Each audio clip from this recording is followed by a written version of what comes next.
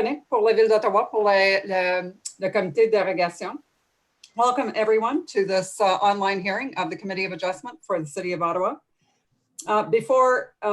Just to mention that the Committee of Adjustment is a quasi-judicial tribunal appointed by City Council to make decisions on certain types of applications under the Planning Act, so most notably minor variances and consent applications. So my name is Anne Tremblay, and I will be chairing this hearing today. And with me are my fellow panel members, Mr. Scott Hindle, Ms. Julia Markovich, Mr. Colin White, and Ms. Kathleen Willis. So I'd also like to introduce with us this evening, I believe we've got our Secretary Treasurer, Mr. Michel Belmar. We also have Ms. Christine Papworth, who's our coordinator for this evening. So thank you very much. And I believe we also have the Secretary, Deputy Secretary Treasurer, Ms. Warna Brenning. So I will be calling upon some members of staff as we go through the applications tonight. Welcome also to our planning staff members tonight. So please take note that this is a video conference and it is being live streamed on YouTube. The video will be archived along with the agenda for tonight's evening on the city's website. So you can always go back and have a look. Before I begin, we do have a number of comments that we typically make at the outset of any Committee of Adjustment meeting. So, and just so that you know, there's a lot of issues. It's broad with regards to development in the city. Our mandate, however, is really quite limited. The committee cannot consider the following things. So any aspects of the proposal that's not related to one of the actual minor variances. So this really has to do with the minor variance application. So if it's not part of that application, it's not something that we can discuss. We don't typically discuss noise or property maintenance issues or property values. Also, we don't talk about prosecution from illegal construction. So we deal with the applications as if no construction had been undertaken. We also will not entertain any personal comments about your neighbors, agents, or the applicants. Finally, if there are any additional variances that are required as a result of some of the discussion, or that it's found out a little bit later after the application was actually scheduled for the hearing, or if there is greater relief required, in all of those cases, the applications have to be recirculated to ensure proper public input.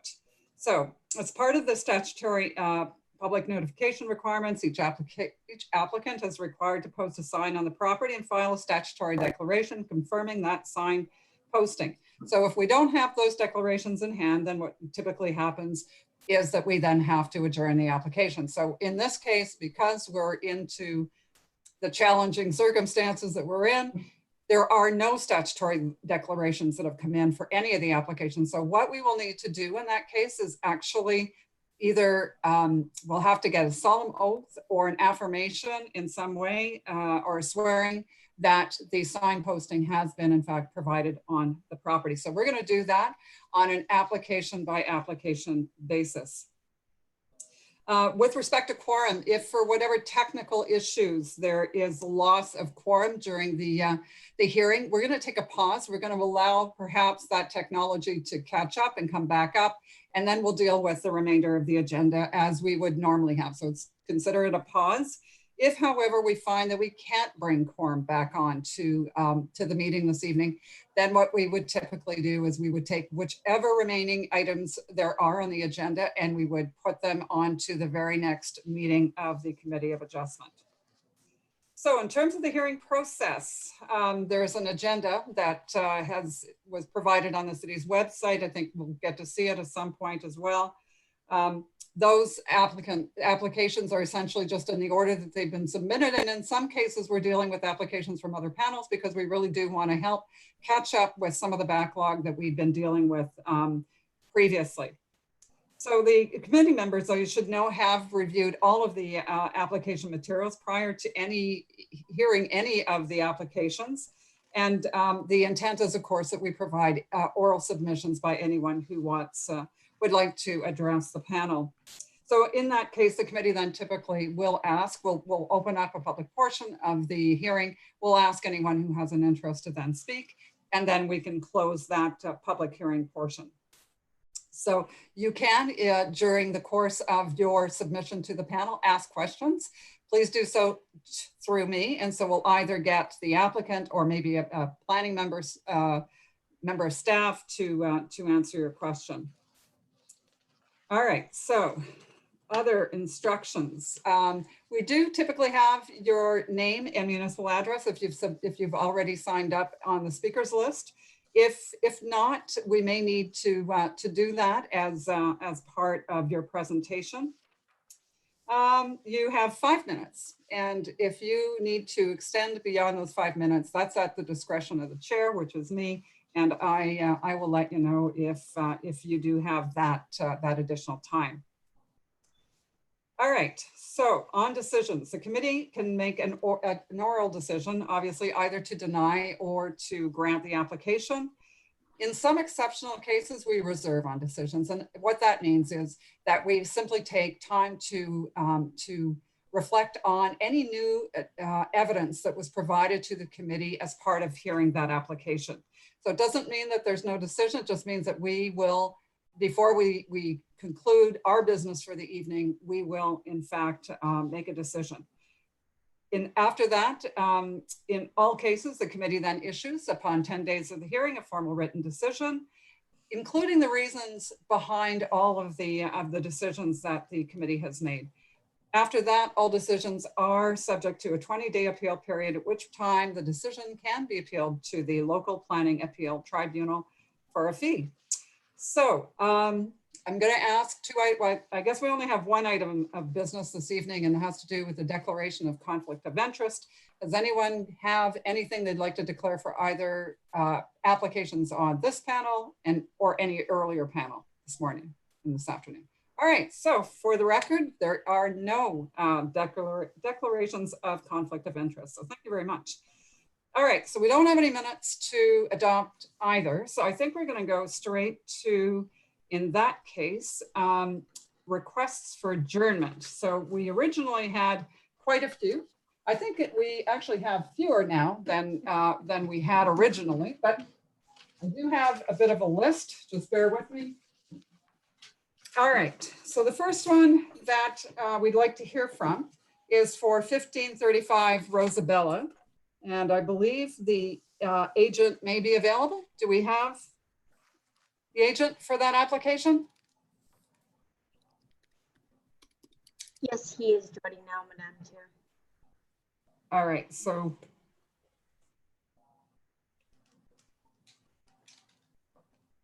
can you please put your video on so we can see you?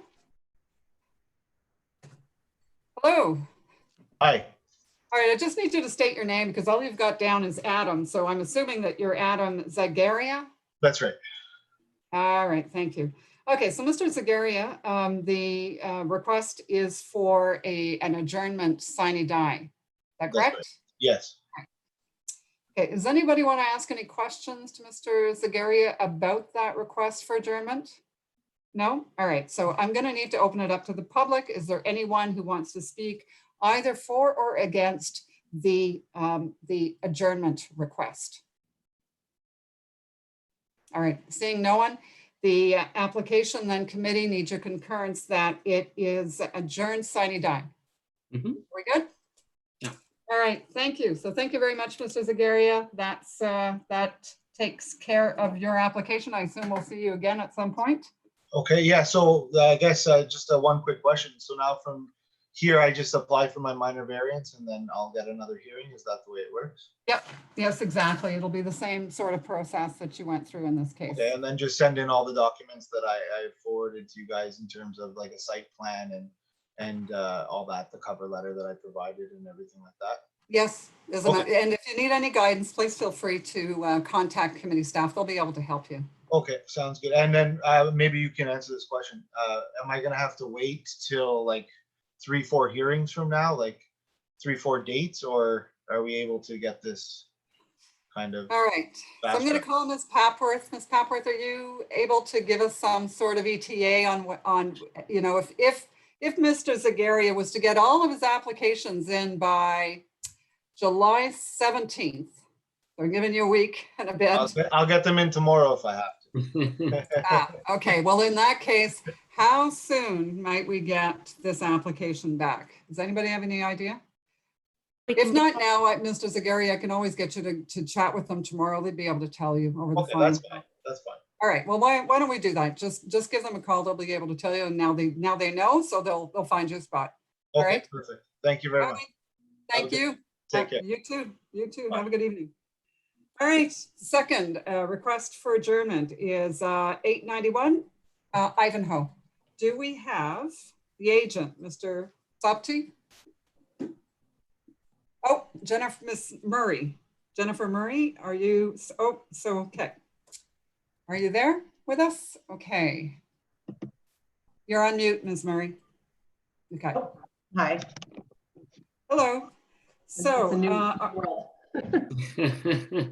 it's a new world. It is. It's a Yeah. brave new world. So we have a request for adjournment on your application. You're aware of that? Yeah, so the only, we wanted to ask for an adjournment to September the 2nd, not for sine die. We've resubmitted, there's a minor variance that's been requested by staff. So this is a project that's under construction. A building permit was issued, but we have agreed to staff's request to submit a minor variance, and it was submitted by mail yesterday, or actually Monday. So we would like to ask for an adjournment to September the 2nd and not sine die. All right, thank you. Does the committee have any questions for Ms. Murray or Mr. Sopti? No? All right, so I'm going to open it up to the public. Does anyone want to speak either for or against this request for adjournment? Okay, not seeing any hands raised. So with that, then committee needs your concurrence that we can adjourn this matter to September 2nd. What say you? All right, so we have a consensus. We'll see you, Ms. Murray, in a couple of months. Okay, the only question I have is about the sign. Do we do that at this hearing? No, I think we'll wait. So when we actually hear the application, You do it again? we'll go through Okay. it at that point. All right. Okay, All right. Thank you. thank you. All right. Bye now. Thank you. Thank you. Okay. Last is 2441 Clairou. Do we have somebody? All right, Ms. Guzman. Ms. Guzman. Have we lost Ms. Guzman? Can you put your video on, please?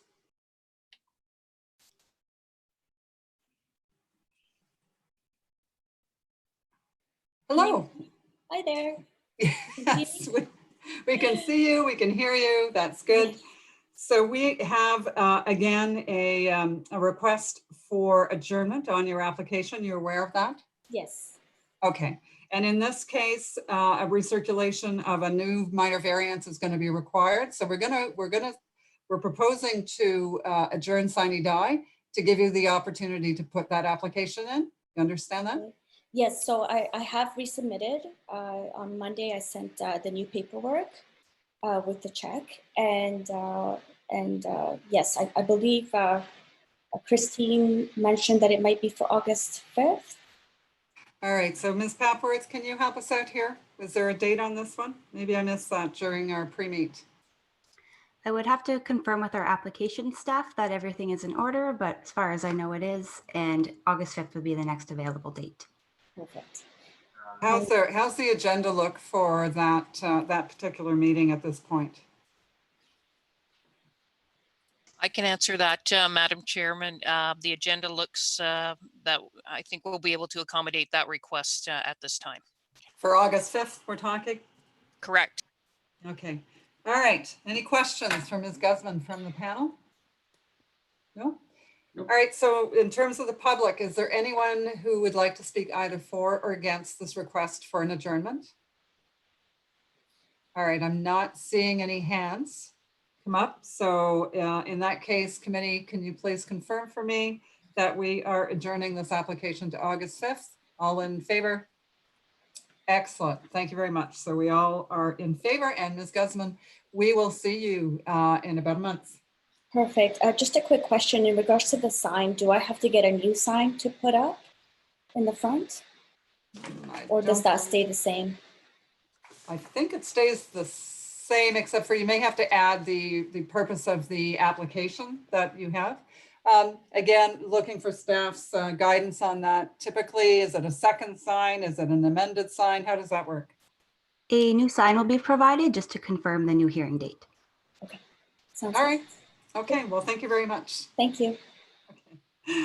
All right, so this concludes our adjournments. We now have a number of applications that I think we can deal with fairly quickly. They're straightforward in nature. As you know, we've had a chance to discuss some of these. So would like to call forward application number 1 for 18 Cedar.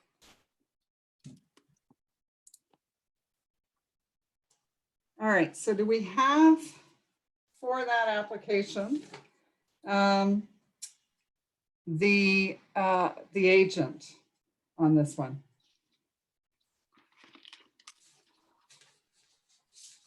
Do we have, I'm not seeing anyone. Yes, I'm here. Can you hear me? Okay, it's just because all right, I'm just gonna have to, sorry, bear with me for a moment. Your name, please? It's Debbie Belfi. Oh, Ms. Belfi, okay, I don't Yes, see you hi. for whatever reason, but. Okay, I've got video on. I've got my mute off, so you can hear me. Okay, now I can see you, thank you. Okay. Yes, we're good. Okay, so what we're gonna need from you is no presentation, to be honest Okay. with you. I think we can probably, we've seen this application before. So committee, I'm just gonna throw it open, see whether or not you have any questions with regards to this application. Yes, Ms. Willis. Just a reminder about the statutory declaration. Thank you. Thank you You're very welcome. much. Yes. So Ms. Belfi, there's either an oath or solemn declaration. So let me read this out and you can tell me which how it works for you. Do you solemnly swear or affirm that the notice provided to you as part of the application process by the committee was posted first at the property that's subject of the application for the prescribed number of days for which before the hearing, and that the sign was clearly visible and legible? Do you swear or affirm? I swear. All right, thank you very much. Okay, so were there any questions other than, yes, Mr. Hindle? So I just wanted to confirm this is effectively the exact same application that was previously approved. That's correct. There'd be no changes to the severance. Okay, perfect.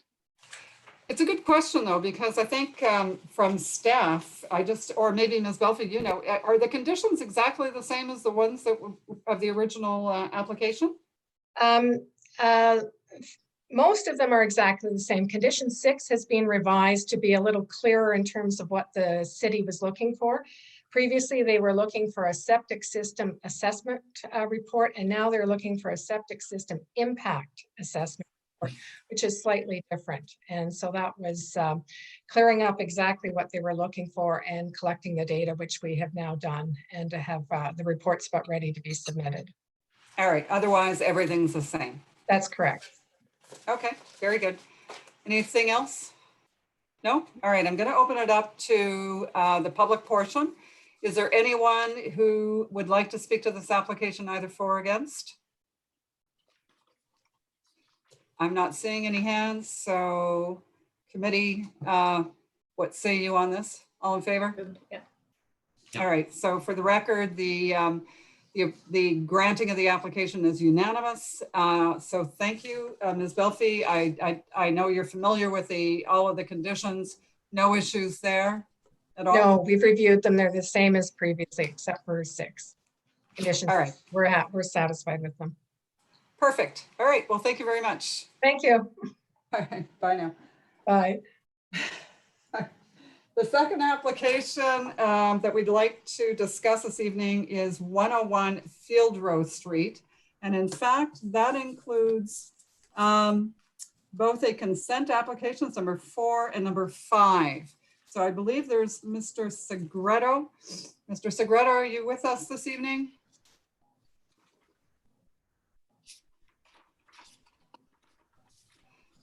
All right, we're just, hello, good evening. So, Mr. Segreto, you're on mute.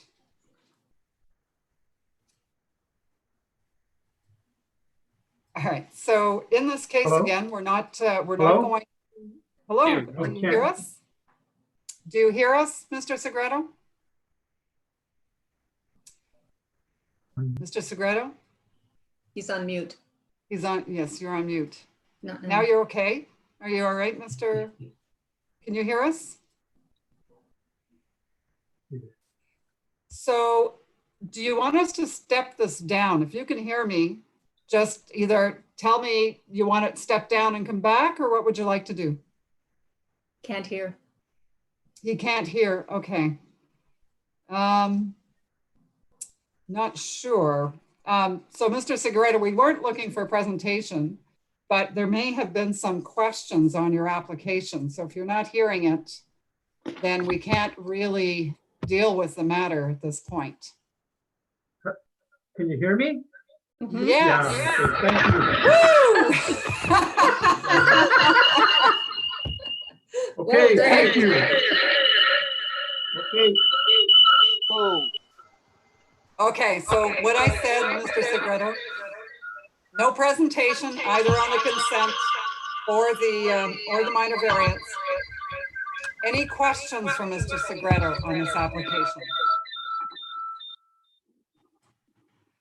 Okay, I don't, Mr. Hindle, you're on mute. Madam Chair, the oath needs to be administered. Ah, yes, thank you. Boy, oh boy. All right, so Mr. See, you threw me off, Mr. Segreto. So, Mr. Segreto, then, do you solemnly swear or affirm that the notice provided to you as part of the application process by the committee was first posted at the property, the subject of the application, for the prescribed number of days, and that it was clearly visible and legible for the entirety of that time? Do you solemnly swear or affirm? I swear. I swear. Thank you. Okay, Mr. Hindle, did you have Yeah. questions? Yeah, I just wanted to ask, I know originally there were some questions about the setbacks. I understand that there's a new site plan that fixed all those issues. Yes, we did. We addressed the rear yard setback and we reduced the porch so it meets the criteria of the projection into the rear yard. A site plan has been submitted. Okay, All right. so that has everything that you need, proper parking and a space for that and all good stuff. Yes. Okay. Mr. White, I believe you were next. Yes, thank you, Madam Chair. As you know, I've had some concerns with respect to the consistency of the general purpose and intent of the zoning bylaw here with the official plan. I want to reiterate those concerns, and I think they still apply in, for me as far as the general purpose intent. However, I'm not going to dissent on this application because I think the context is quite significant in terms of the merits of the application. I think the committee will note that property is located on the periphery of the R1 zoning. It relates more to the I'm not sure the R. I think it's an R2 zoning across the street, which is characterized by primarily semi-detached units with, of course, smaller lot frontages than is typical in the community. So I think in terms of the context here, I don't have any objection, but I do want to reiterate my concern with the city's apparent inability to rationalize the general purpose and intent of the zoning bylaw with the general purpose and intent of the official plan. I think this community deserves to have, rather than piecemealing of rezoning of the area through the committee of adjustment, but there needs to be a more comprehensive look at the implications of the decrease in lot frontages in the area. So I think my concern still stands there. However, given the context of this application, I think it merits an approval, and I have no objection. Thank you. All right, thank you, Mr. White. Thank you. Ms. Markovich. Yes, thank you. I just had a quick question. In your submission, you indicated you provided notice of the application and plans to the local community association. And I was just wondering if you had heard back from them, if they had any feedback or sort of what came of that piece. We always submit to the community association. In this case here, we haven't heard anything at all. So okay, I'm assuming everything's fine. Okay, thank you. All right. If there's no other questions, then I'm going to open it up to the public portion of the hearing. I have on my speakers list for this application 2 speakers, I believe. Who have I got? I saw some hands that were raised as well. So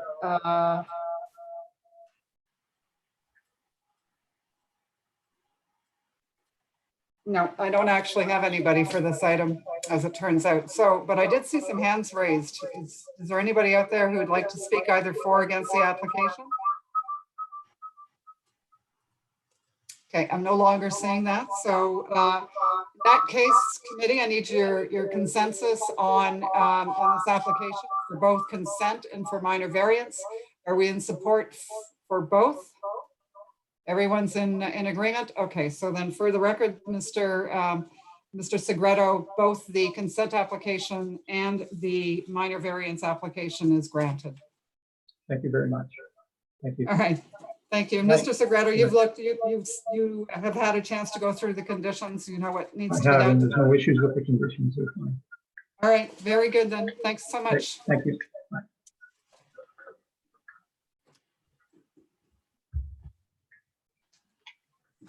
All right, the next application that I have for this evening is application number 9, which is 158-160 Marion. Do we have Mr. Cardinal with us? Yes, Mr. Cardinal, can you please put your video and on and unmute?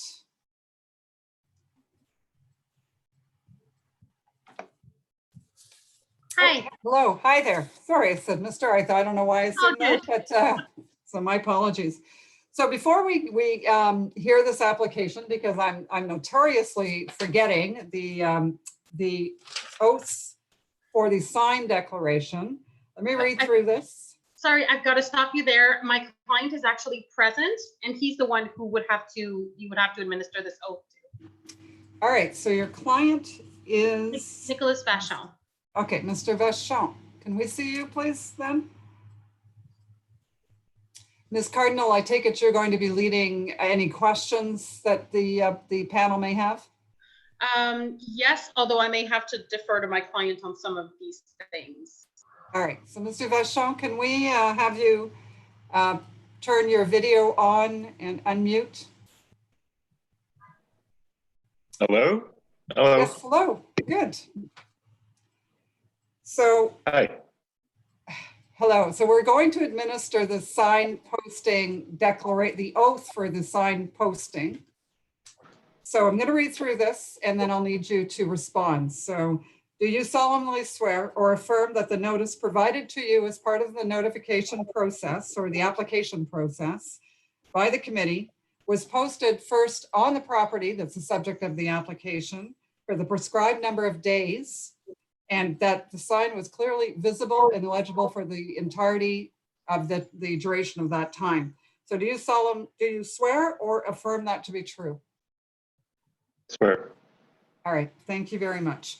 Okay, so we're not going to ask for a presentation on this application. I'm just going to throw it open right away to questions from the committee. Does anybody have anything they would like to ask of either the agent or the applicant in this case? All right. Before I open it up to the public hearing portion, Ms. Cardinal and Mr. Vachon, is there anything that you wanted to say? Nope. No? All right. So in that case, I am opening it up to the public portion. Does anyone want to speak either for or against this application? I don't have anybody down on my speakers list, but, and I don't see any hands. So with that, then committee, what say you? I guess I need a confirmation of granting of the application. All right, we're all on, there's consensus. Great, thank you very much. So with that, then, the application is granted for this this application. But there is a housekeeping matter that I just want to make sure that we get down for the record. So the original notice suggested that the zoning was R4 for this property.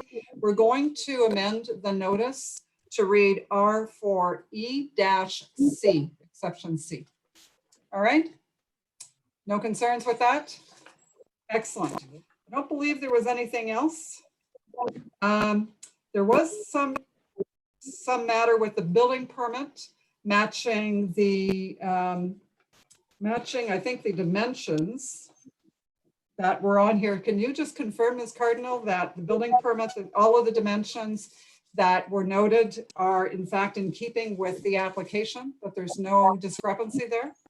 Yes, from what I understand, there was a typo on the building permit and it says a 2-story building, but the plans that were submitted with the building permit specify 3-story building. And actually on the inspection reports that I sent earlier for the purpose of this application, or for the purpose of this hearing, it does indicate that the 3-story building, that it's a 3-story building and that it's been, the inspection is passed.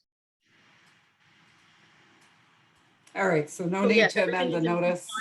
Everything's in compliance with the building permits and has been completed, and the inspection is passed. Okay.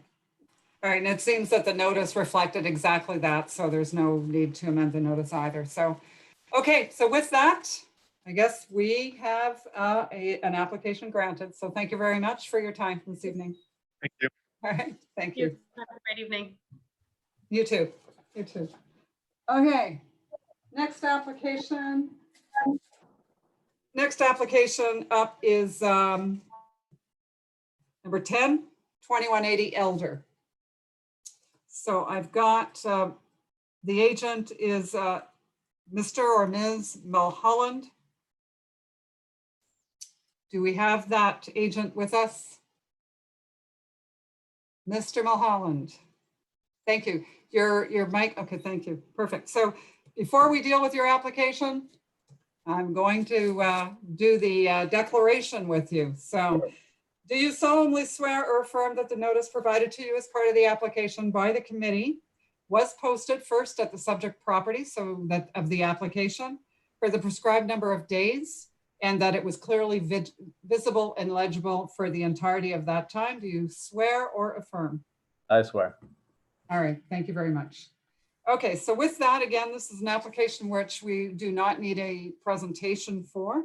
So I am going to, actually, before I throw it out to the members, I just want to make a few housekeeping. Actually, we have quite a few here to housekeeping changes to make. So first off, in the legal description on the application, from the notes that I was given, we're actually changing that legal description by striking lots 13 and 14, Reg Plan 380, and we're instead adding parts of lot 13 and 14, Reg Plan 213, Part 2, Plan 4R 2748. Is that correct? Yes, that sounds like all the right numbers. All right. So the other thing I think we need to do is that, in fact, we are deleting one of your minor variances. So minor variance B is no longer needed. Yeah, it was essentially duplication. It's a duplication? More, yeah. All right. So we don't need that one at this point. So members of the committee, any questions? Yes, Mr. Hindle. Yeah, so I was just curious, so is the intent of this really to remove the parking that's currently in the rear and reposition it to the front yard? Is that what you're hoping to do? Or are you going to keep the parking that's off of Woodruff right now? At this time, the parking pad that's off of Woodruff would be remaining. The long-term plan, I'm not sure. Okay. But otherwise, the front yard is, I understand from the plans, is designed to effectively mimic what's on the other half of the semi. Exactly. So there'll be a landscaped or probably some kind of rock strip between the two. And then you'd have essentially a replication of that other garage that was built. Okay, so the effect of this is to get you an extra parking spot for now that it's not off Woodruff, and then an access directly to the basement. Yeah, the access to the basement was the big one.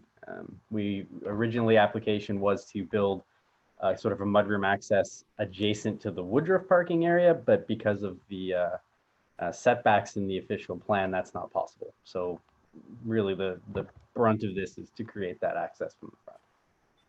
Okay, great. Thank you. All right. Thank you. Anyone else with questions for Mr. Mulholland? Mr. White? Mr. White, you're on mute.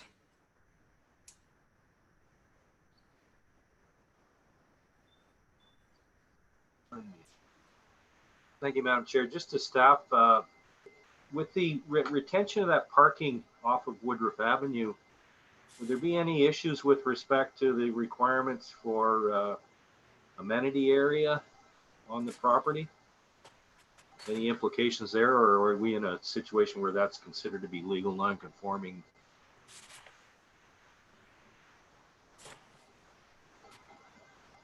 Mr. Hodgins, did you want to respond? Yes, thank you. Through you, Madam Chair, there will be no issues with the amenity area. With that being there, it would have legal non-conforming rights. It also, there isn't an amenity space requirement in the rear yard, so okay either way. Thank you. All right, thank you. Any other questions from the committee? All right, well, with that, then I'm going to open it up to the public at this point. Do I have any speakers already? Just let me check on this for just a minute. All right, so I don't have any speakers on my speakers list for this. Does anyone have any question, or sorry, is there anyone who wants to speak either for or against?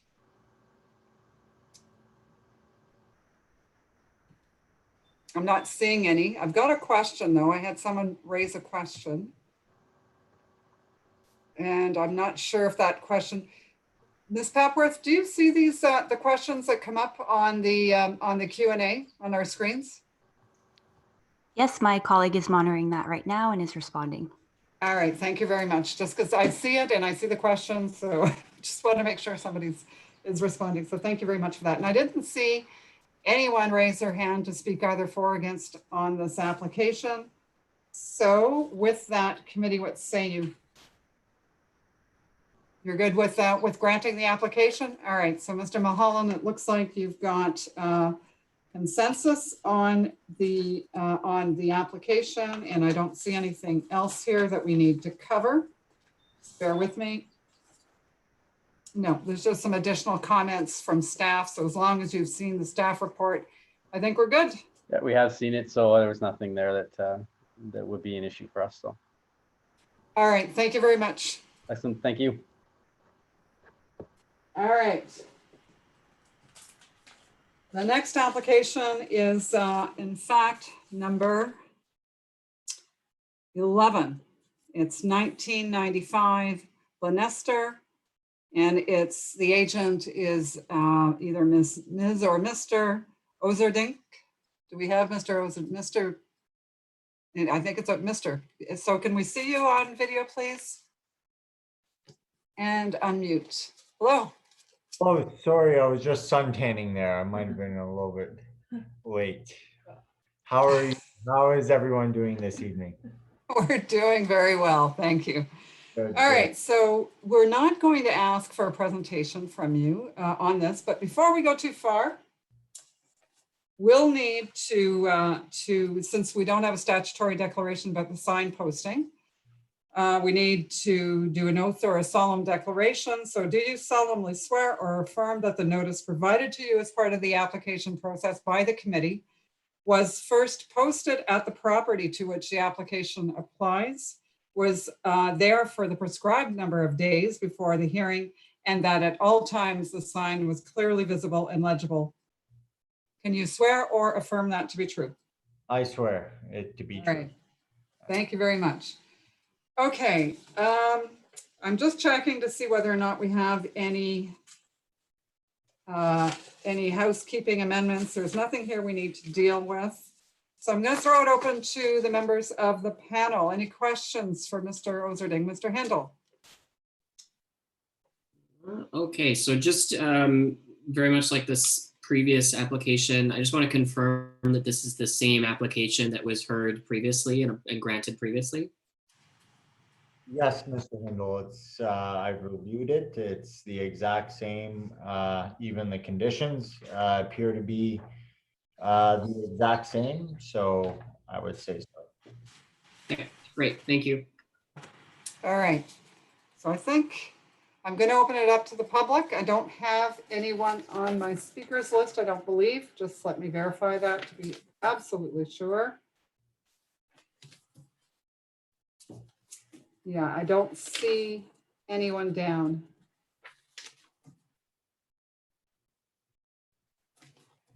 No, I don't see anyone down. So is there anyone who would like to, from the public, who would like to speak for or against this application? I am not seeing any hands. I'm not seeing anything pop up. So on that basis, then committee, I need to know from you, are we in support? Are we approving this application? Yes?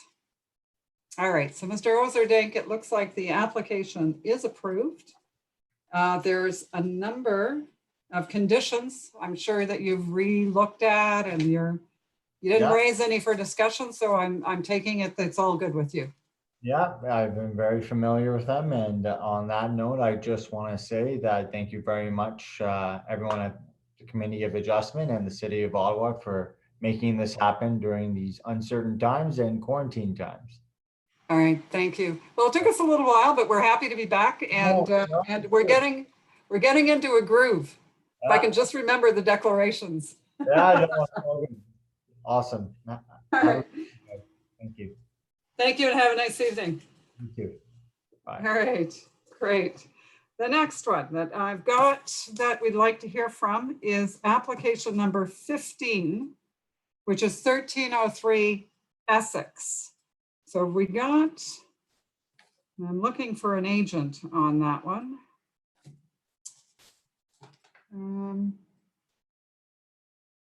Not sure I have an agent's name. Mr. Gobay, is it Mr. Gobay that is representing this application?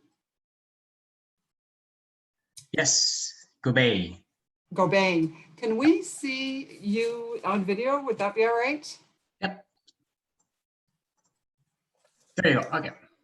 All right. Good evening. Hi. So we're not going to need a presentation from you on this. So I'm going to throw it open. I'm just and I do need to do the declaration with you. So again, no sign. We don't have a statutory declaration from you for the sign posting. So do you solemnly swear or affirm that the notice provided to you as part of the application process by the committee was posted first at the property to which the application applies, secondly, for the prescribed number of days, and thirdly, that at all times that sign was clearly visible and legible? Do you swear or affirm? I affirm. All right, thank you. Okay, so on that, now we can get to the application. Does anybody on the committee want to ask any questions of Mr. Gobay? No, nothing? All right, I don't see any need to do any kind of housekeeping amendment. Madam Chair, Ms. Markovich has her hand raised. Oh, I'm sorry. Thank you, Ms. Markovich. No problem. Thank you, Madam Chair. I just had a quick question, actually. If this application were to be approved, I was just trying to clarify how you see the parking provision being provided for in relation to the secondary suite. Well, the laneway is long enough for 2 cars for back to back. Okay, great. All right. Any other questions? I have a question, actually. Yes, Mr. Gray. I just want to make sure you receive the drawings dated April 6th. It's a revised drawings. I had sent it in. I wasn't sure. On the website, it's the old drawings. I wasn't sure if the committee had received the current one.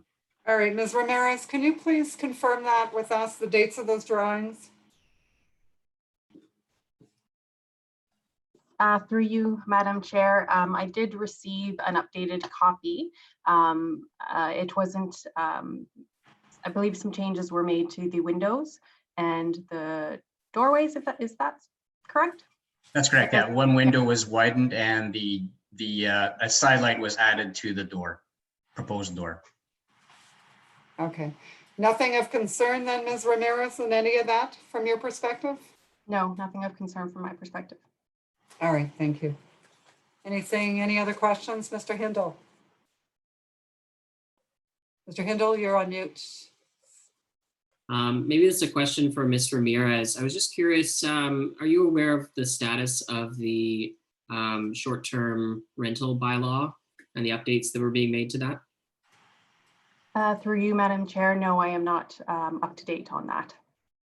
I just noticed that there was a number of comments that came in regarding the Airbnb or concern about Airbnb use, but it's my understanding that that is going to be substantially limited in the near future once the bylaw is fully in place.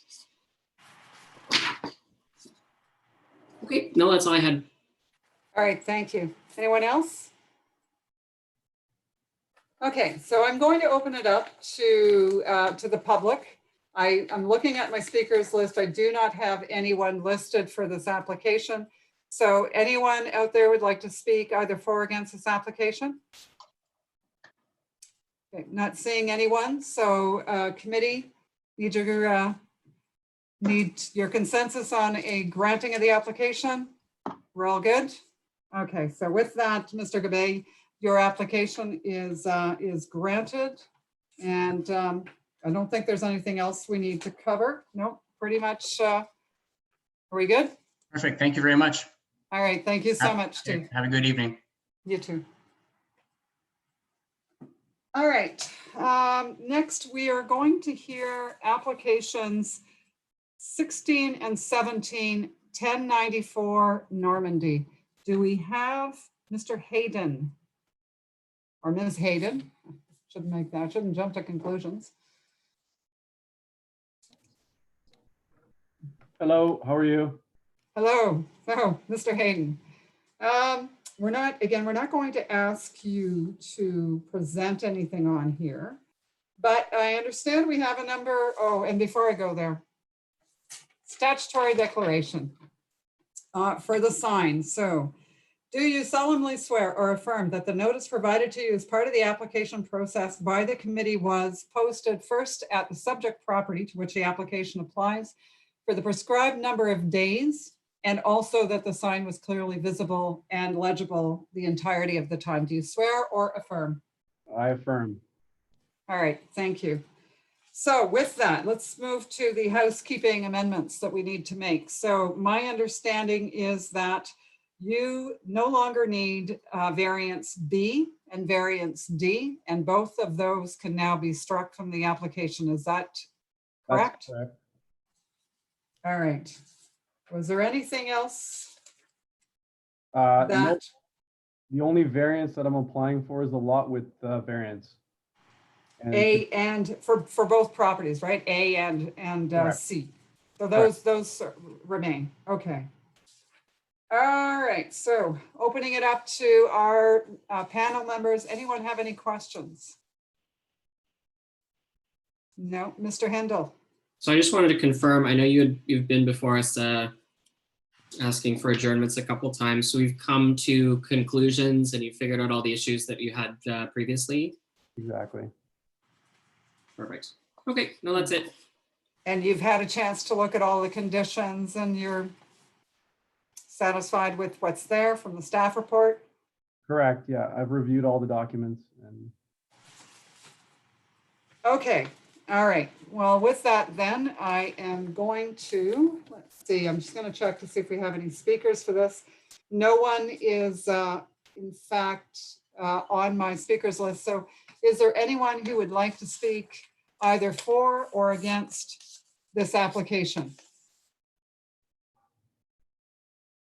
Okay, I'm not seeing any hands. So on that basis, then committee, are we approving this application? All right, so Mr. Hayden, the application is granted. For the record, by all members, it's unanimous. So thank you very much. I take it then that, all right, so you've read it, you know what the conditions are. Great. I think we had that chat, so that's fine. Thank you very much for coming, for joining us this evening. Appreciate it. Thank you. All right. Thank you.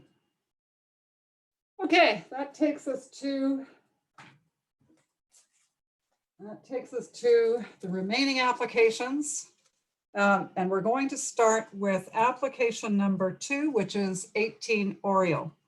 So I'm looking for Ms. or Mr. Daou.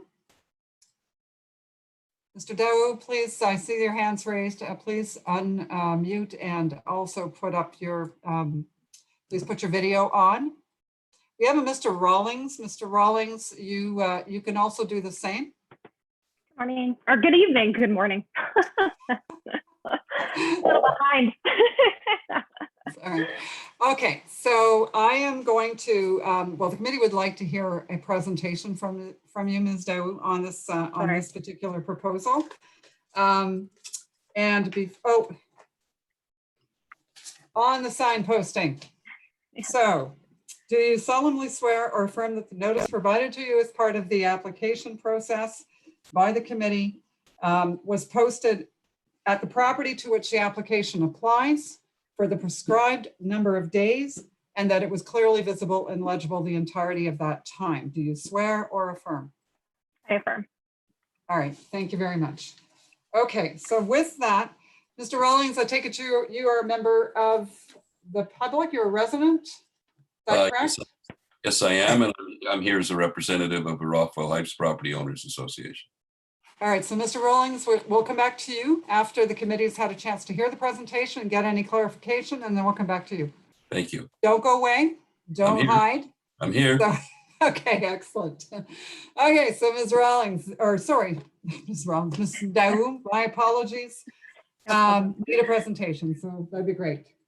Thanks very much. I will try to keep this within the 5 minutes, but bear with me if it takes just a little bit longer, just because there are a few variances to go through, and I do want to make sure that I get through all the concerns. So good evening, Madam Chair, members of the committee. So I'm acting agent for the owners of 18 Oriole. I'm presenting here about the minor variance applications for the site. So just starting with some context here, the site is a large interior lot which runs onto Oriole Drive, located in Rothwell Heights. The neighborhood is characterized by large, well-treed natural lots, curvilinear streets with 7 detached homes in a variety of ages and sizes ranging from 1 to 2 stories. And along with older original homes in the neighborhood, there's a significant amount of new development occurring in the area, including large custom homes. And I'll just flip to the next slide, please. Thank you. The proposal is to demolish the existing 1-story home and build a new 2-story single detached home with a peaked roof and an attached garage, which will be the owner's family home. To accommodate the dwelling, 5 variances to the bylaw are required. So I'm going to go through each of these along with the explanation and discussion for each one by one. So the first variance is to permit a driveway located between the front wall of the residential building and the street. So a revised plan was submitted. Hopefully the committee has received this on July 6th.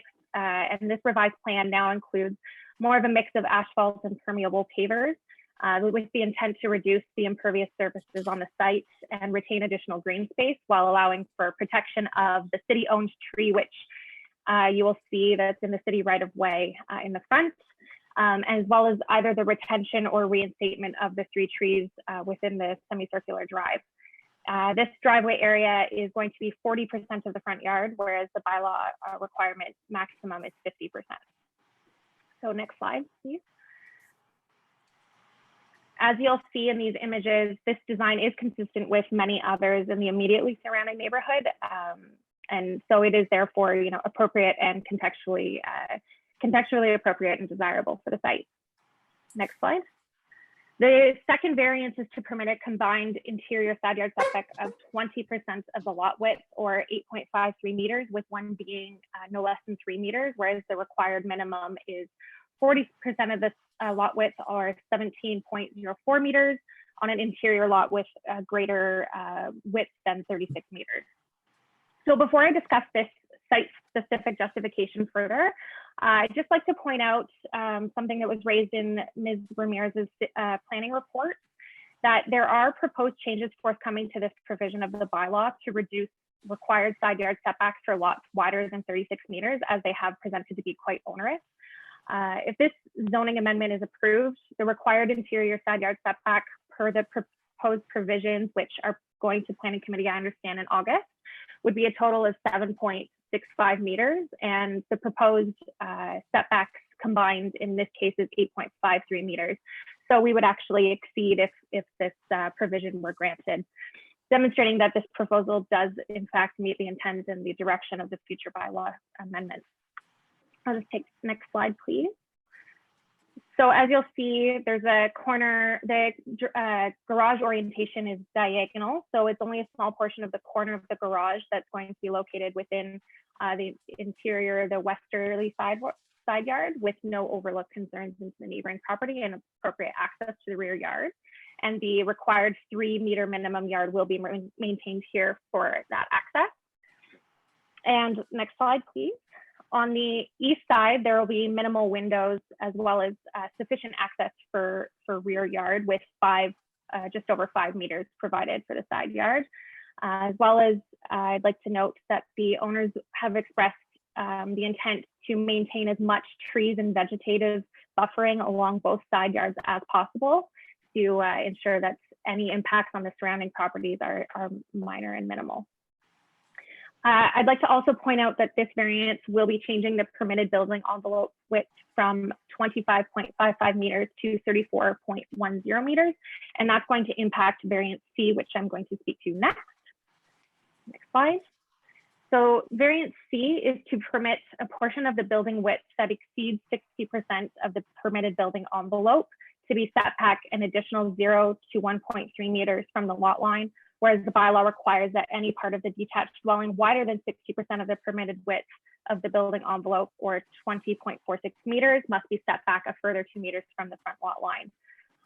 So on this variance request, through discussions with Ms. Ramirez and myself this morning and yesterday as well, we'd like to propose that there would be an amendment to this variance simply to remove the specification to the 0.78 meters. This number was calculated incorrectly just due to an interpretation issue that arose following our discussions in the pre-con. And we both feel and agree that it doesn't need to be specified for this particular variance. The rest of the variance wording is correct and the intent is maintained. I'm not sure if Lucy would like to speak to that further. Or well, so Ms. Dow, yeah, for the record, we need to actually amend the notice. Yes, so what I have right now then is that it's to permit a portion of the building width that exceeds 60% of the permitted building envelope. So is it the 0.78 meters in this case that needs to be amended? Exactly. All right, so what's the number, just so that we have it for the record? Through discussion with Lucy, she suggested that a number doesn't actually have to be specified, but the number would in fact be 13.64, and we can go through the rationale. The rest of the bylaw wording is the same, so we can go through the rationale for that further if need be. It's a bit complicated in terms of. I actually want to get the wording correct, so Ms. Ramirez. I do need your input on this. So in terms of having to amend the notification, I take it there is a requirement to do that based on the discussion that we're hearing right now. Is that correct? Through you, Madam Chair, yes, that 0.78, that number doesn't make sense. And the reason is that you have to apply to the entire building width. And so you have to extend that purple line that's showing up on the screen right now across the entire width. And so there is 42% of the building that is articulated, and there's only 58% that is at that front facade line or in front of it. And so through discussions with Jessica, we've come to the same interpretation. That was the original interpretation, that you have to look at that entire facade. And so they are meeting the articulation requirements with a range of 0 to 1.3 at the most restrictive. So how do, and I guess I'm looking for your guidance then. So do we still need variance C, or are we just striking the paragraph, or sorry, the bracketed portion, which refers to the 0.78 meters? Through you, Madam Chair, the number would be what I would strike. The intent was to, we don't want the entire facade to be flat, so that's why we decided to include a number, but I think it's sufficient if we tie it to the plans filed, that articulation will be carried through. All right, so then Ms. Ramirez, I'm proposing that we simply delete the entire bracketed portion on that second line to the minor variance. Is that correct, Ms. Daewoo? We're in agreement? Correct. Yes. Okay, then so for the record, that bracketed portion is deleted from the application. Okay, continue, Ms. Daewoo. All right, thank you. So just speaking a little bit more to the justification or the rationale behind this variance, Lucy already mentioned this, but the intent is essentially to allow for a reduced articulation at its most restrictive point being 0 to 1.3 meters. However, some of their articulations within that front facade will be extended to 1.83 meters from the front lot line, and in addition to from backstory, the front facade line that was defined. So we believe that will be captured through the 0 to 1.3 meters. The intent here is just to ensure that there is not one long and linear facade on wider lots for buildings, which this design does achieve, as you can see through the articulations presented in the plan. And so, okay, so sorry about that. So on to variance D. So variance D is to permit parts of an attached garage to be located closer to the front lot line than the front wall of the principal building on a lot width greater than 36 meters.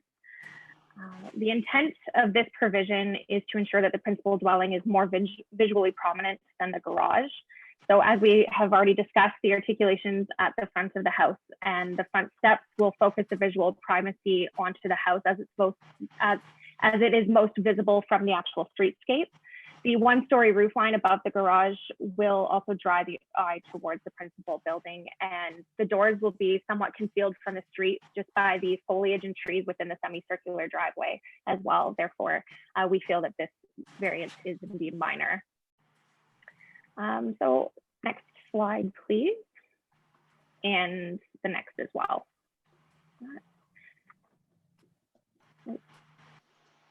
Should be a few photos that show up for that. Okay, that's okay. There's some slides missing, but that's no problem.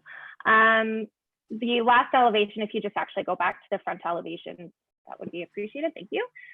So the last variance that we're requesting is to permit a height of 10.99 meters, whereas the bylaw permits a maximum height of 8.5 meters. So this proposed height variance is required to enable a peaked roof design, which the owners feel is much more suitable for the natural landscape and much more compatible with the streetscape. From the streetscape, this visual height will actually only appear as 9.87 meters. So it will be visually lower roof line than what is actually proposed numerically. The house is also set back an additional 11 meters from the front yard setback. So this will soften the massing of the house from the streetscape. The surrounding retained trees will also be taller than the proposed roof line. So the house is not intended or will not have any additional shadowing concerns.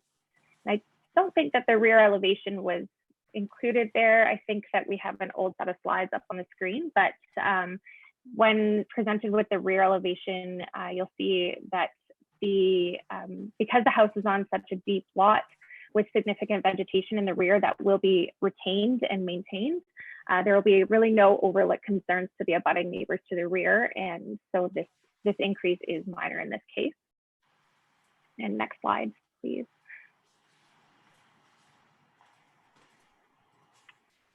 Thank you. So these are just a couple examples of taller two-story homes that are near the dwelling, with the blue markers indicating other examples within the entire Rothwell Heights neighborhood. I have photos of those if the committee would wish to review them, but these really just represent examples of the changing nature of the neighborhood and the move towards larger custom-built homes that are more appropriate for the current time.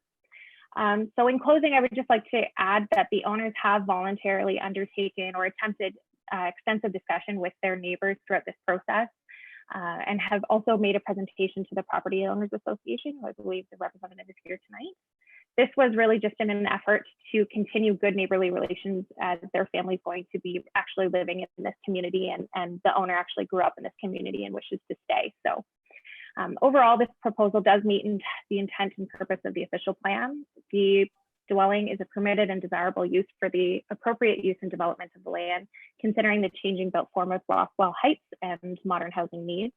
The proposal will retain appropriate vegetation and green space on the site in order to maintain a more subtle presence within its immediate streetscape, and its peaked roof and stone and brick materiality reflects this design compatibility. So ultimately, it is our opinion that the variances meet the 4 tests under Section 45 of the Planning Act and represent good land use planning. And feel free to ask any questions you may have. All right, thank you, Ms. Daewoo. I think there's going to be a number of questions, probably from our committee Yeah. members. Opening it up, who would like to start at this point? Anyone have any questions? Mr. Hindle? Okay. I just had a quick one. A couple of the comments that were received from neighbors, they made note of restrictive covenants. Now, I am a lawyer, but I haven't obviously looked at this neighborhood specifically. Are you aware of anything like that that would have an impact on the proposed design or its impact on this property? I'm not personally aware of this, and I don't believe that my client, and I think he was supposed to be on this call as well, but I don't believe he is aware of this. That said, I would wish to defer to him if he's had any legal representation throughout. I know that he's done quite an extensive amount of background work and consultation with architects, structural engineers, grading engineers, and so forth. So I imagine he has probably looked into this, but I would want to defer to him. I'm not presently aware. So Ms. Daewoo, can we call on, is it Mr. Scaff? It's Mr. Scaff, yes, and he is supposed to be on the call.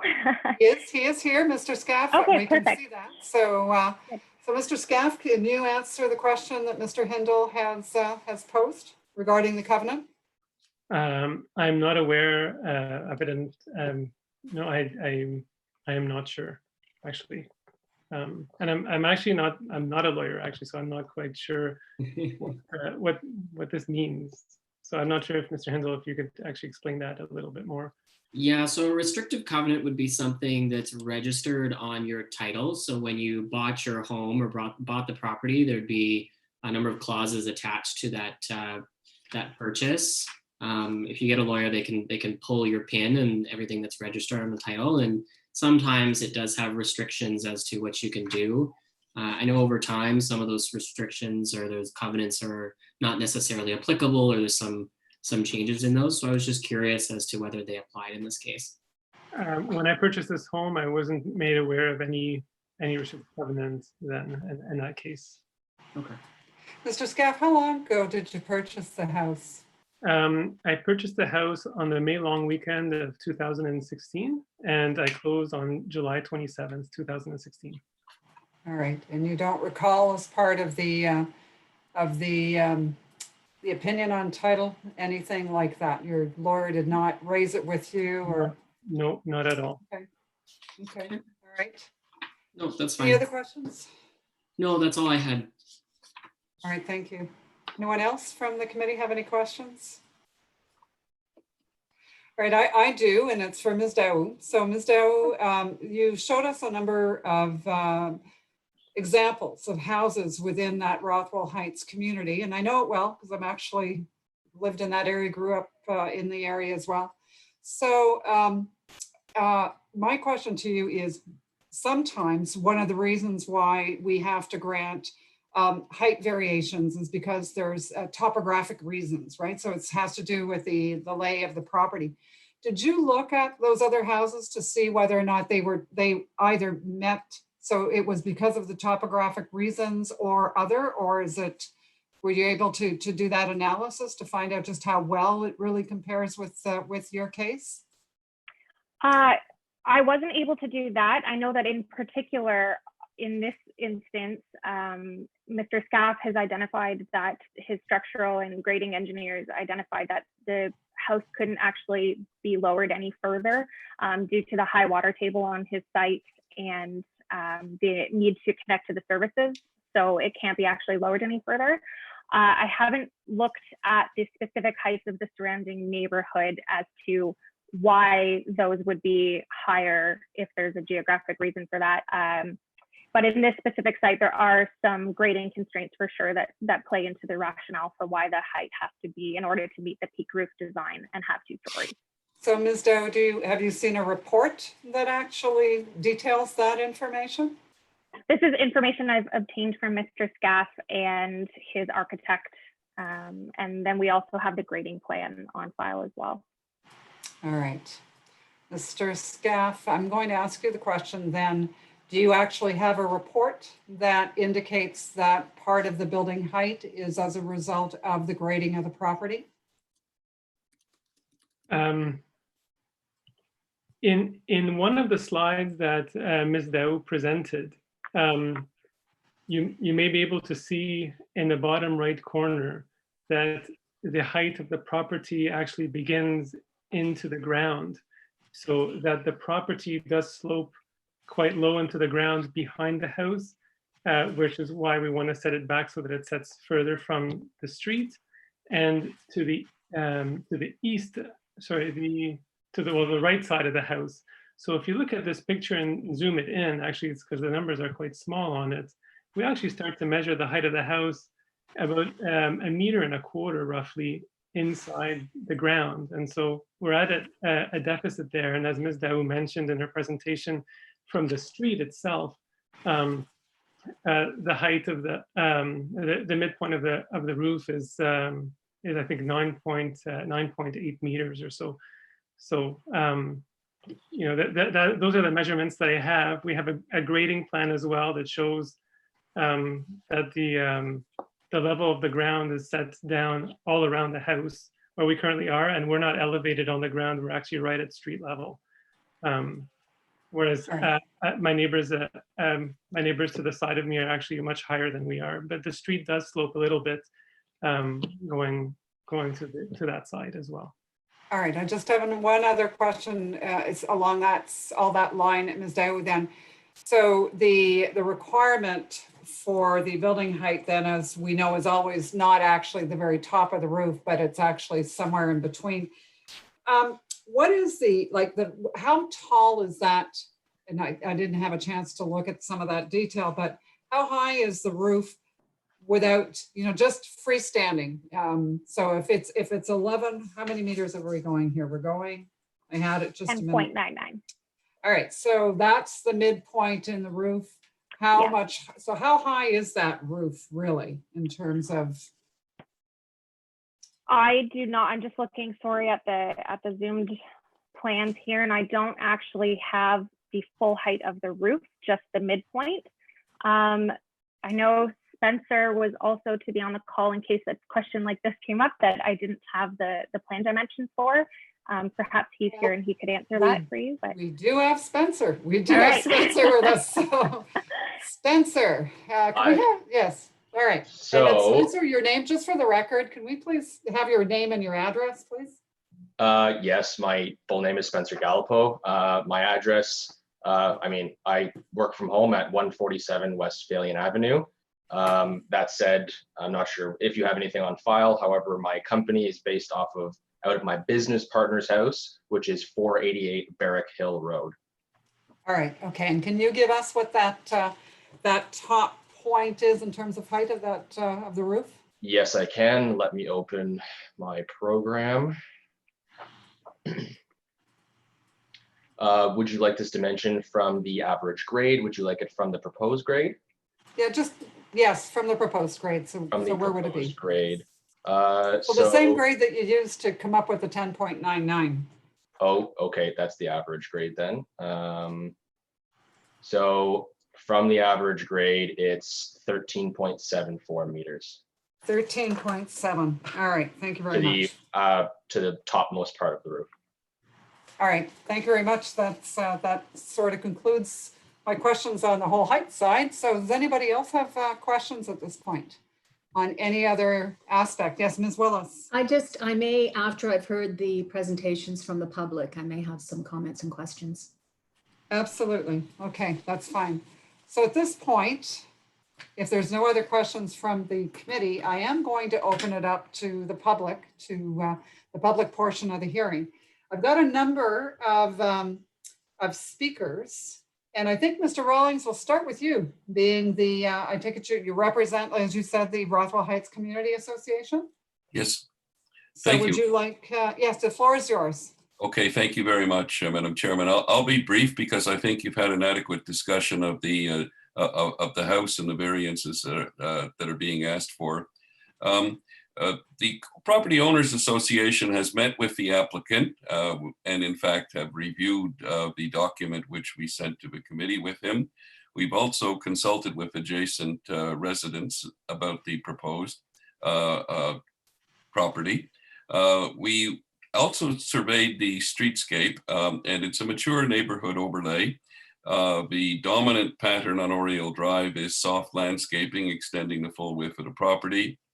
We looked carefully at the pattern of garages. The dominant pattern is a garage that is in line with the front of the property. There's a few exceptions to that, and one of them is a curved driveway in one case, which was one of the properties that Ms. Dawu pointed out. However, the dominant driveway pattern is a direct line between the road and the street. In terms of the community itself, the neighborhood values the canopy, the green space, the gardens, the soft landscaping, etc. And the dominant opinion from the property owners that contacted the association or replied to the association was that the property, the land is large enough to build a property of the size that the applicant wishes. But that being said, there should be no reason why it couldn't be built within the existing bylaws. The lot appears to have no development constraints in that regard. There is concern about the driveway in the front of the house. I'm aware that there is one other house on the street that has a curved driveway in front of it, but there is concern about the loss of green space. There's concern about the trees on the property as well, both in terms of the consequences of building the semicircular driveway and also the apparent, the necessary access that the construction vehicles would have to have in order to build a property of this size. So for all of those reasons, the Property Owners Association can't support the variances as proposed. And as I said, we've communicated that to the applicant. All right, thank you, Mr. Rawlings. Questions from the committee? Yes, Ms. Willis.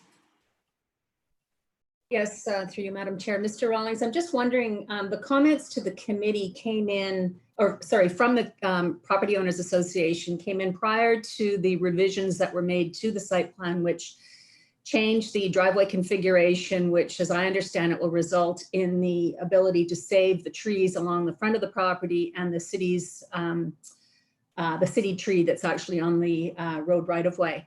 Did the Property Owners Association have a chance to review those new plans, and would they have had any impact on the comments of the Property Owners Association? No, we did not. And so I can't really comment on the impact it would have. And in particular, I can't comment on whether how the proposed changes might have affected any of the comments that we received from the adjacent neighbors, one of whom I believe has sent a separate comment to the committee. Thank you. All right, I'm just taking, Mr. Scaff, I'm just taking questions from the committee at this particular point in time. We'll come back. All right. Anyone else in the committee have questions? I do actually. I'm glad, Mr. Rawlings, that you raised the issue about the impact on the trees. And I do note that our forestry services group did talk a lot about, we seem to have some concerns about the impact of and loss of some of the trees on the property. So Ms. Daou, can you talk to us about that? What's being done to retain sort of the maximum number of trees on site, and so how, I'm just trying to get a sense from you about exactly what the impact is and what mitigating measures that you're taking to try and minimize the impact itself. Yeah, so my understanding is that the trees in the front, when Mr. Scaff he actually had an arborist come to the site and prepare a report about trees to be retained and trees for removal that were significant. So one of those trees is actually within the building footprint. So that is a maple that has to be removed, and that's outlined in the arborist report that he's provided me with, which I could provide if you wish to see that as well. And then the second is the city tree within the right of way. So that will be retained, and that is actually one of the most significant reasons that the owners have decided to change the orientation of the driveway, is to ensure that it's well around that tree area so that it won't be impacted. There's 3 additional trees within the front yard within the semicircular. Those have been deemed by that arborist to be in fairly poor health. That said, the applicant, or the owner, sorry, would like to preserve those if possible. They're quite far away from the actual development area, so I don't anticipate that they would be impacted if they do decide to keep those. If not, they would be replaced by something of a fairly significant scale. The applicant also has indicated that if there's any trees on site that are small enough to be removed and replaced in other locations that have to be removed because of the building footprint, they're more than willing to do so. They really want to keep a green site because that's something that they really appreciate about that property as well, for their own privacy and for the privacy of the neighbors. In terms of impacts resulting on the trees because of construction, I think that would be something that we would have to obtain recommendations from either the arborist that Mr. Scaff's already been in contact with, or somebody else in forestry. My understanding was that forestry submitted some revised comments that were included in Lucy's reports from planning as well, after Mr. Scaff had discussed and had an opportunity to discuss with him.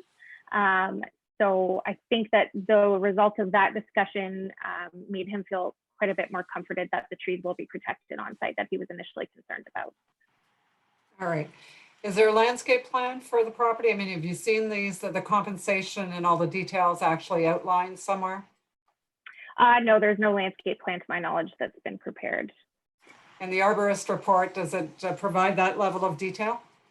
No, it's specifically referencing significant trees on the site, which I think is 30 centimeters diameter, or that provision. I'd have to review that detail of the report. But they don't get into every single tree on the property. There's a lot of them, but Mr. Scaff has definitely repeated to me multiple times that that is something that's very important to them to maintain, and they'll do what they can to do that. All right, thank you. Okay, anyone else questions for Mr. Rawlings? Because we can move on to a next speaker. Madam Chair? Yes, Mr. White. Yeah, I just note that the Forestry Services has commented that a tree disclosure report is going to be required.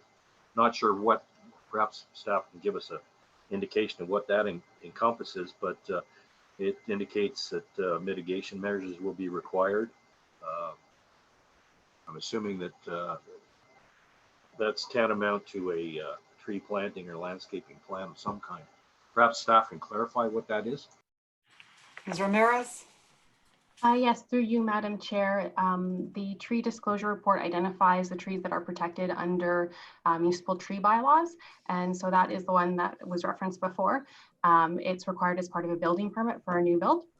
And trees that are 50 centimeters or more in breast height diameter are the ones that are protected. And so that's the plan, or that's the report that was reviewed.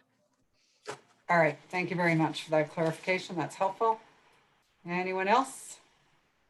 All right, so thank you, Mr. Rawlings. We're going to move on to our next speaker, which I can see is already with us. So Ms. Hall, welcome. I'm going to give you your opportunity to speak, and you're still on mute, so please just unmute and then proceed. Thank you very much, Madam Chair and committee members. Bonsoir tout le monde. Thank you for providing this opportunity to address you on this matter. My name is Tara Hall. Since late 1972, my family has owned and lived at the properties immediately adjacent to 18 Oriole Drive, the property under discussion tonight. I would note that my house is a ranch bungalow, which is not depicted in some of the video slide presentations that was just presented. And some of the adjoining properties as well are ranch bungalow or split level houses, and not quite typical of those that were depicted in the slideshow.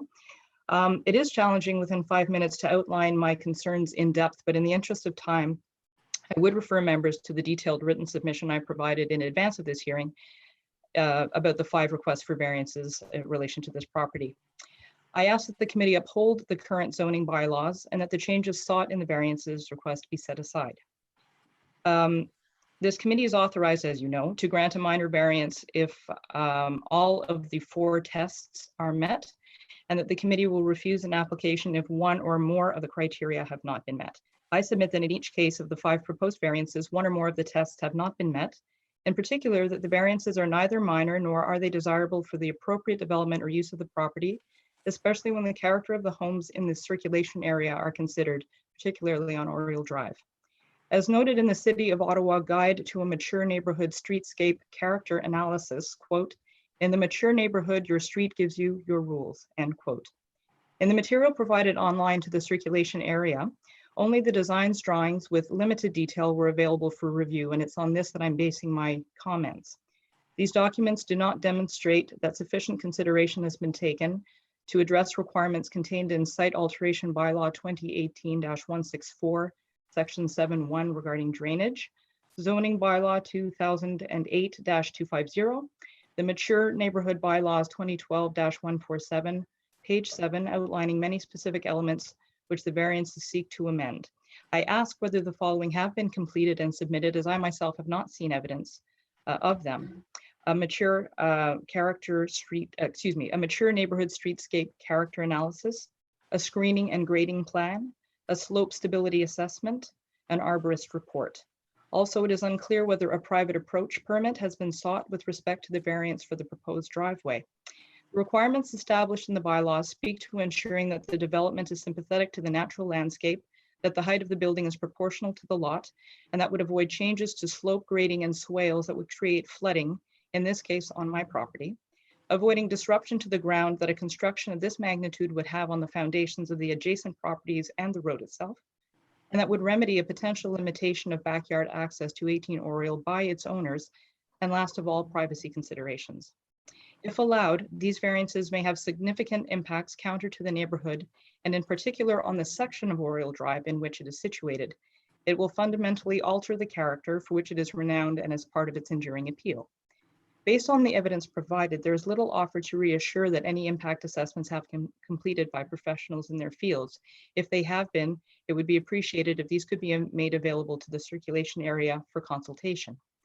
Rothwell Heights was deliberately created with specific stipulations by the Rothwell family concerning the developments of the lots, which are quarter-acre lots, to use the imperial system, to have large setbacks and building of an appropriate scale. These are outlined in my written submission, but I would note for the record that they limit development to single-family dwellings under 22,000 cubic feet and requiring setbacks of 25 feet from the front and 50 feet from the sides of the lot. The value of this approach was further articulated in the Briarcliff Restricted Covenant, excerpts of which are in my written submission, which speak to upholding, quote, the siting of houses and the preservation of trees and other landscape assets, end quote. The variances requested today run contrary to these principles. If permitted, the scale of the building would negatively affect the surrounding trees which border our properties, the raising of the current level in the front yard, and the introduction of hard surfaces to accommodate a circular driveway would interrupt the natural flow of water from a not insignificant runoff waterfall on the facing escarpment near the base of which our houses are built, into the catch basin and swale between our 2 properties. These are in my written submission figures 4 through 11 for visual reference.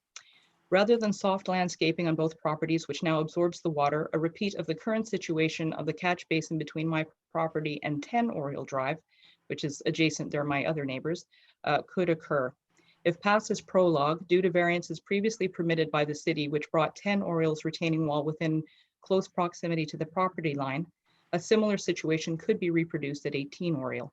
My property would bear the brunt of excessive stormwater, which would instead pool in my yard with erosion impacts. Again, I would refer you to figures 4 through 11 in my submission.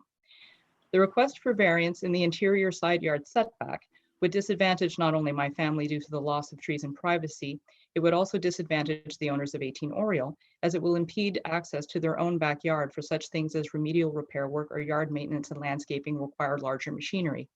Access might only be possible via the adjoining properties, and this is currently the situation at 10 Oriole. By maintaining the current zoning bylaw, this could be avoided. In conclusion, I suggest it would be far less onerous for the neighborhood and to this committee to introduce minor adjustments to the dimensions of the build to realize a more appropriate scale than to seek variances to existing zoning bylaws, which could have consequences for others. Innovation in architecture and design and working within the existing landscape and zoning bylaws need not be antithetical concepts, as the history of successful developments in this area has shown. I make this request not to introduce restrictions, but rather to safeguard established protections as foreseen by the Rothwell family and the City of Ottawa. I thank the members again for this opportunity to share my concerns and would be happy to take any questions you might have. All right, thank you very much, Ms. Hall. So any questions from the panel? Yes, Mr. Hindle. I just had a question. You talked about, buildings kind of taking their cue from other units on the street. Now, I noticed that from that, 10 Oriole also has a circular driveway. So are you asserting that that is out of character with the area? I believe currently there are 2 circular driveways on Oriole Drive. What I would say with 10 Oriole, I'm at 14, so 10 is to one side, 18 is to the other. Mm-hmm. And when variances were allowed for 10 Oriole, you have to understand the property sort of, our house goes like this, it dips down, and then the next property dipped down and then back up. So when 10 Oriole came, they put a retaining wall near a catch basin. So when I walk down into my yard, I'm now faced with a wall that's taller than I am, instead of having an open space. So what ended up happening was the house was bought quite close to the property line. I would dare say within inches, which I admit is not the case with 18 Oriole. But the fact that we live at the foot literally of a waterfall, and the flow of the street and the flow of the water, we will end up getting bookended if the height, I would contend, of 18 Oriole is raised to accommodate their driveway request. The water end will end up sort of pooling into our yard. And if I could draw your attention to, I think it's figure 2 or 3 in my written submission, which is a City of Ottawa copyright map that shows the runoff, waterfall, and the flow, you will see that the swale goes between 14 and 18 Oriole. Right. So the fact that there, as Mr. Scaff mentioned, there is a depression between the street right now and where the catch basin is.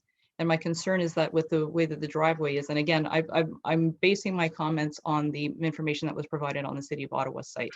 So as I said, I'm not contending that work hasn't been done, but it hasn't been shared in a position where I've been able to assess it or consider it.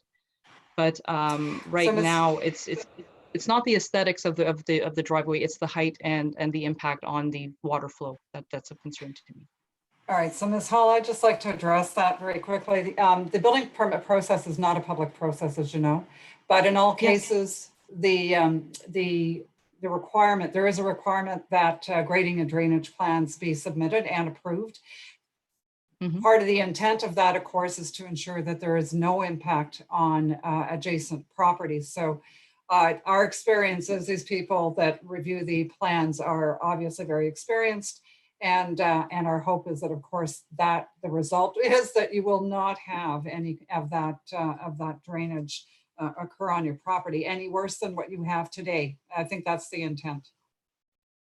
No, and indeed, if I may, it's just my understanding from Ms. Dow is that there was a revised plan for the driveway. That is not the one that I had seen. So my comments were perhaps on a version that predates the version that they've since submitted.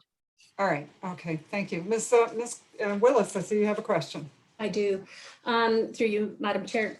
Ms. Hall, I read your submission carefully and actually spent quite a bit of time at 18 Oriole the other day, just because I was concerned about the drainage issues that you raised and the points that you raised about property height.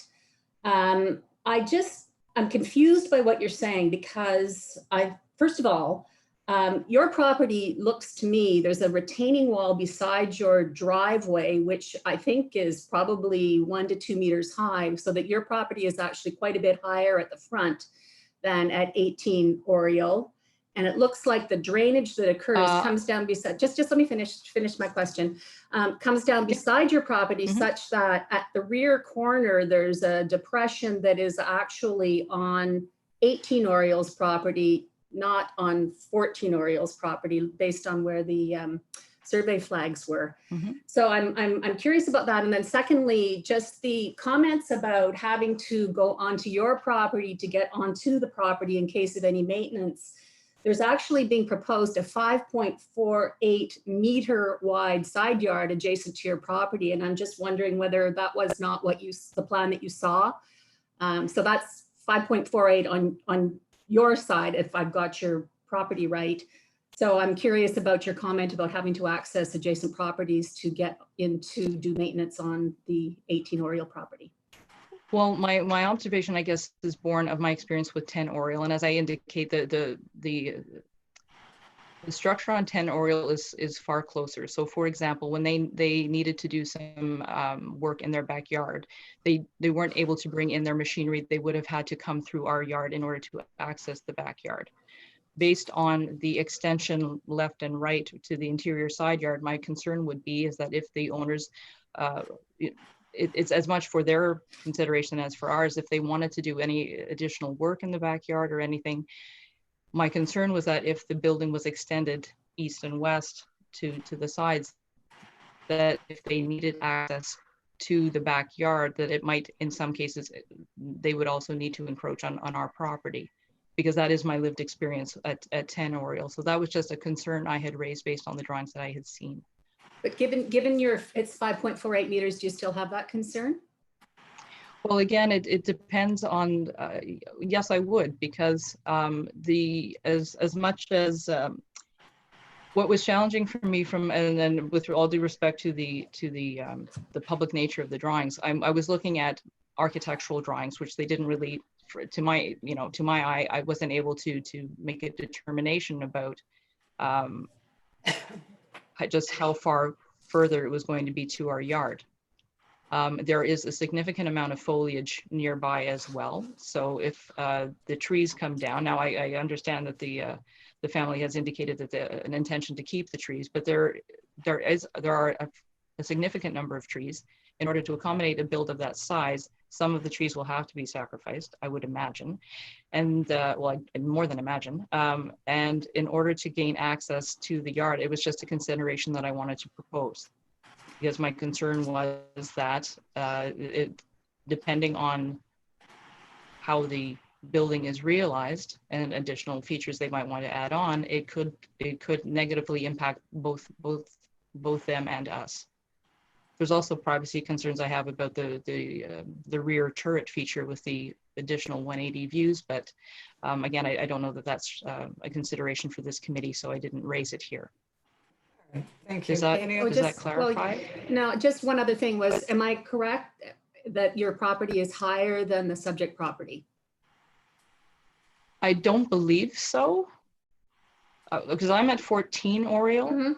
So you don't have a retaining wall on the side of your driveway, but you have a retaining wall. That's what drew my attention to it. It's built up from the 18 Oriole to your property. There's a retaining wall up the top of which is your driveway, right?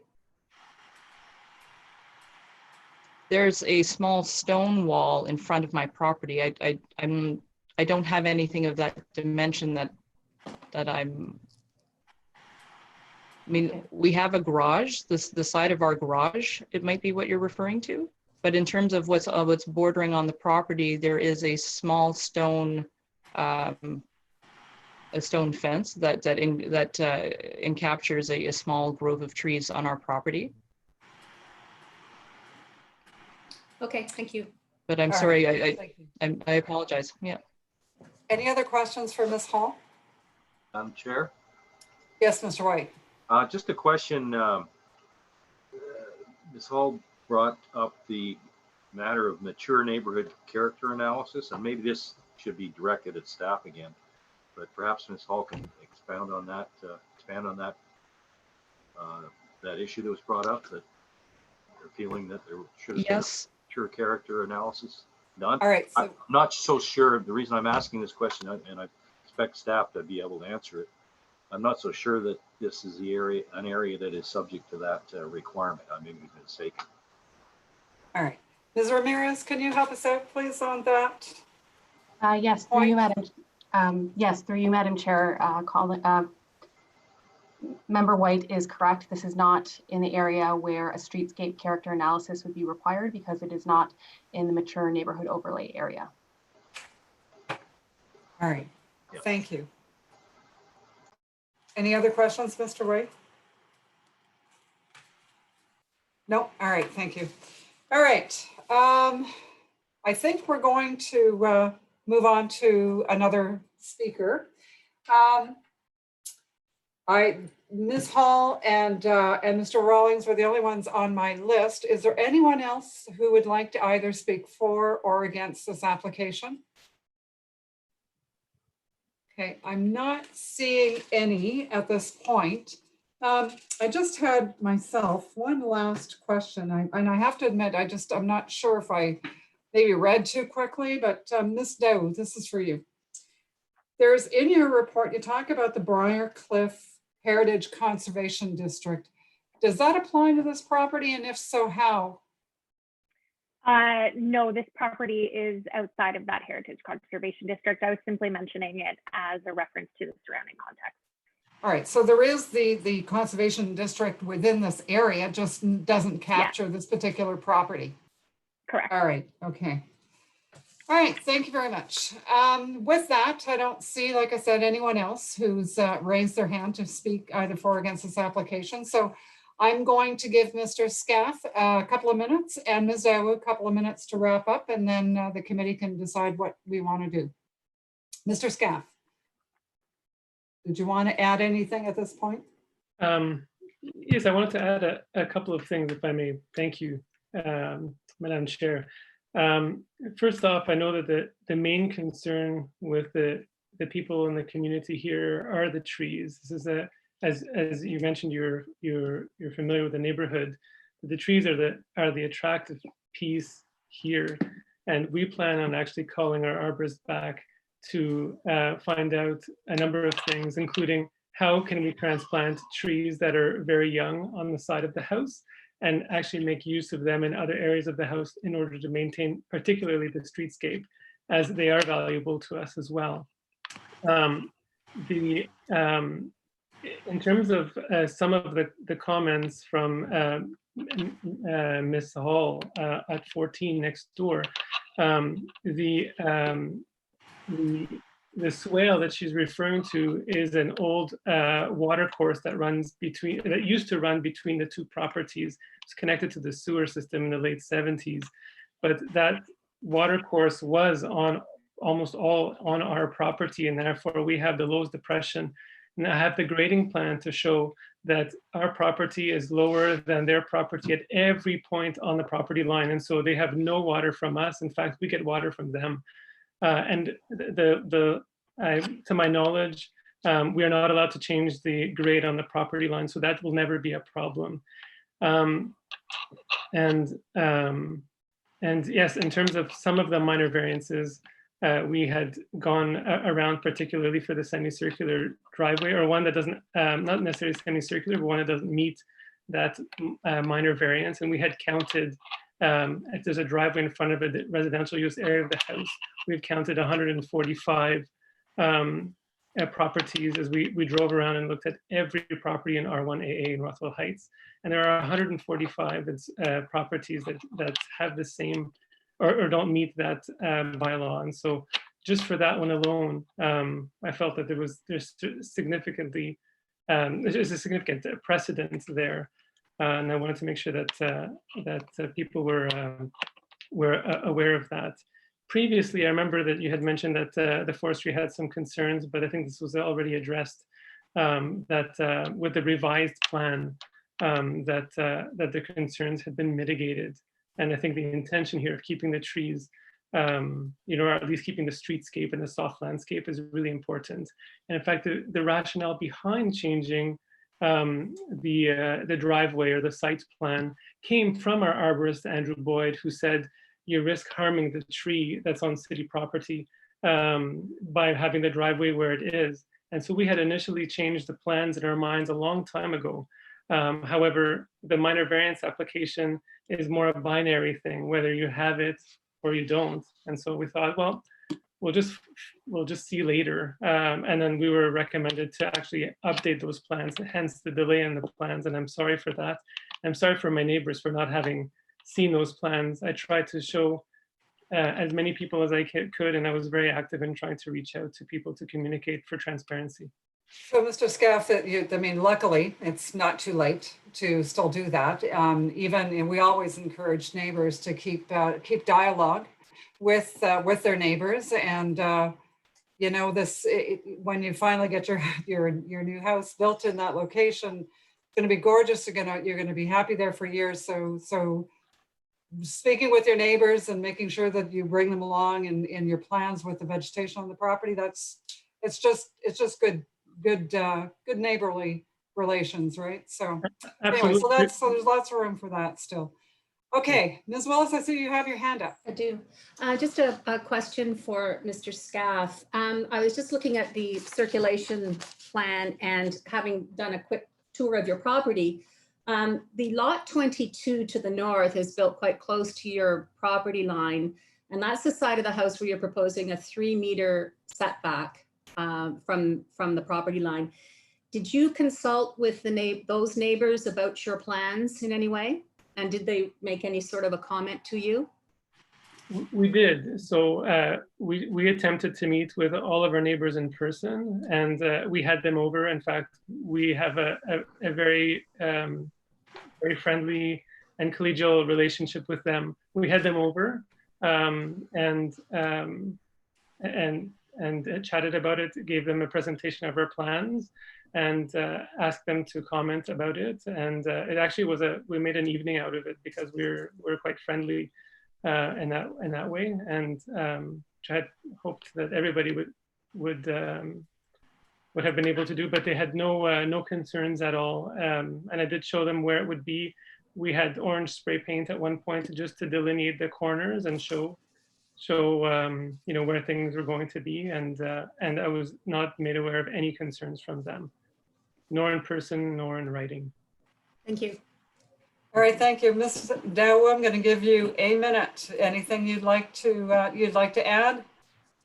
Well, I think Eli has summed up things nicely in response to some of the neighboring comments. The one thing I would add is that I do have available, if the committee wishes to see any of them, photographs of the site and the property lines that were referenced through some of that discussion. They are available. The committee coordinator should have those.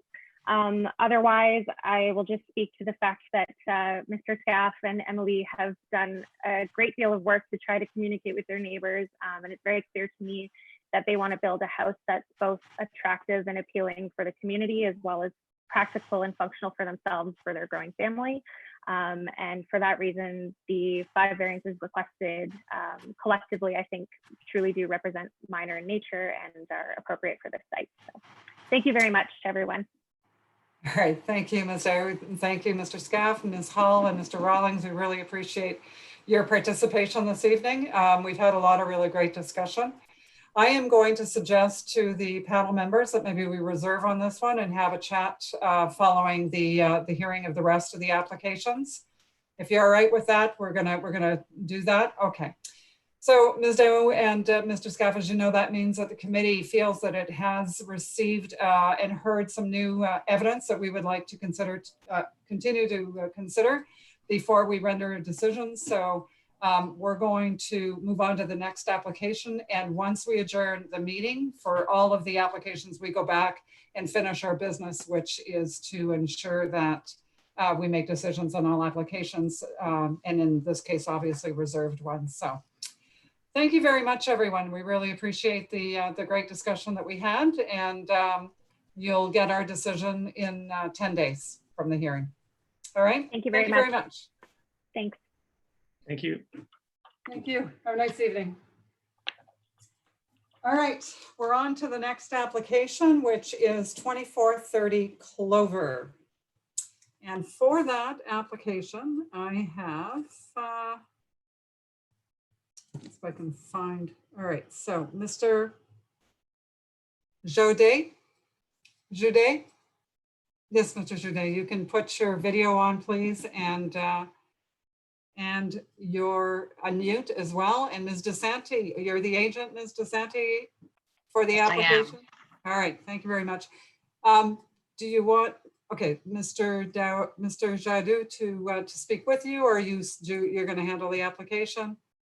My client, Mr. Jadu, will speak to any questions that I cannot answer, or any other specific. All right.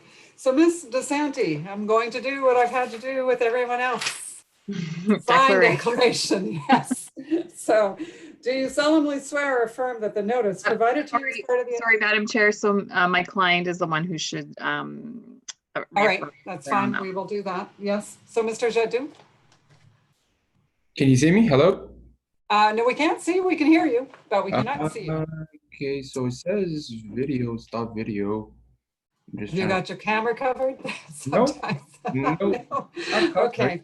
It's absolutely not covered. All right. Well, at least we can hear you, so we can still proceed with this. So do you solemnly swear or affirm that the notice provided to you as part of the application process by the committee was posted first at the subject, at the property that's the subject of the application for the prescribed number of days, and also that it was clearly visible and legible during the entirety of that time? And yes, we can see you now. Thank you.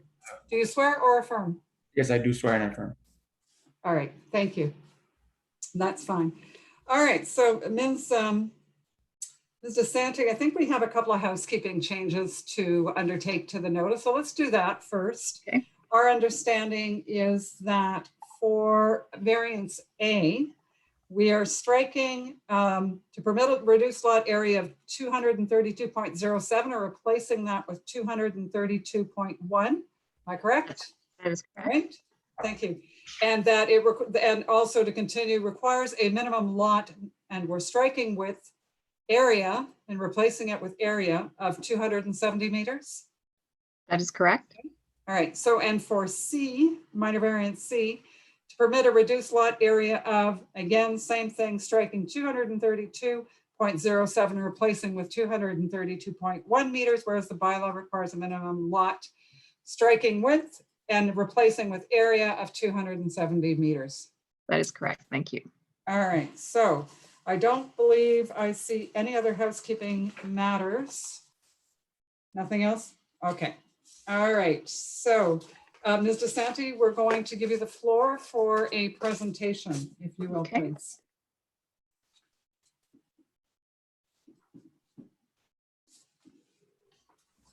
Thank you, Madam Chair. Good evening, members of committee. I also want to mention that my colleague Scott Borden is participating in this meeting as a participant. He won't be speaking, but if we were in person, he would be sitting behind me at the table. So this application is for a consent and 2 minor variances for lot area and lot width. And again, my name is Nadia DeSanti, Senior Project Manager with WSP. Next slide, please.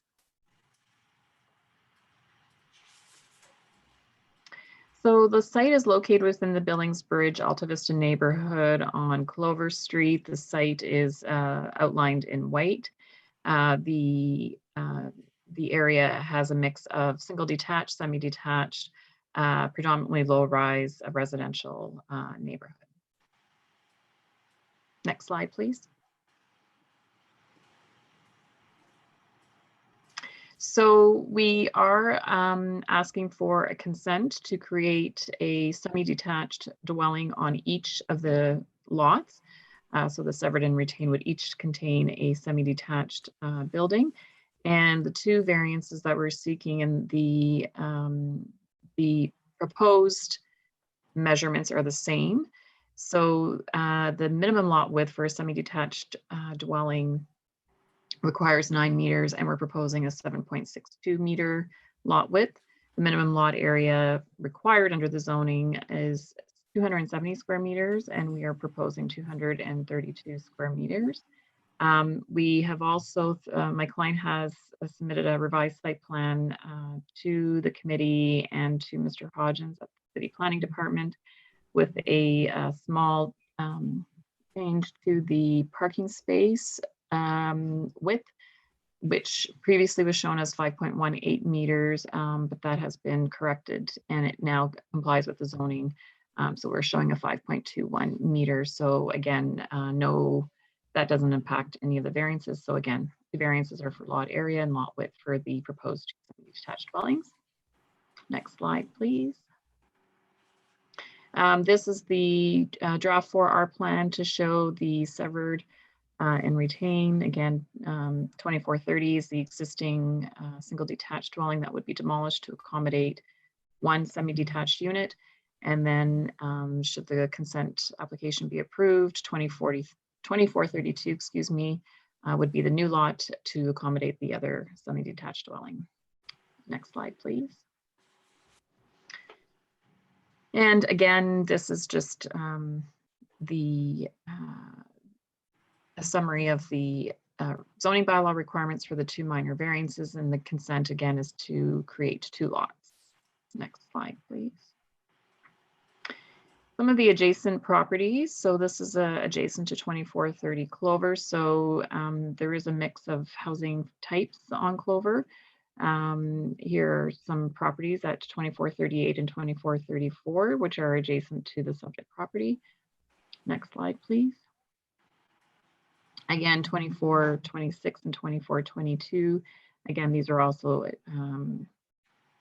adjacent to the subject site. Next slide, please. And directly across the street is 2427 Clover. Again, just showing a mix of housing types that are in and around the area. Next slide, please. So approximately 250 meters from the subject site, these properties are at 1053 and 1055 Secord Avenue.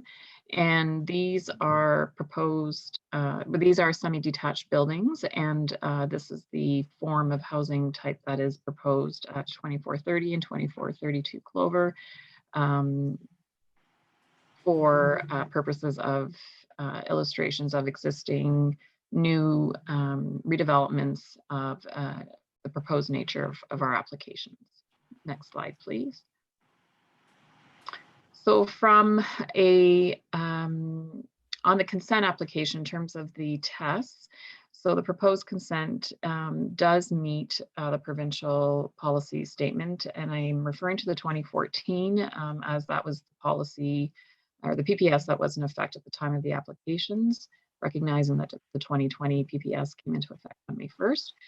So the property is in a settlement area, and the City of Ottawa official plan permits growth and in settlement areas. The site is designated general urban area, and a wide range of housing forms are permitted, including residential, of course. Also, the proposed development conforms with the strategic objectives of the official plan and meets the compatibility tests as well. The proposed consent is compatible with the existing community character and residential development patterns and uses, and is in the public interest. And the other test regarding the suitability of land for the proposed purpose, again, the proposed consent and for the semi-detached units conform to the permitted uses in the general urban area designation and is a permitted use in the site zoning, which is residential third density zone, subzone A. Next slide, please.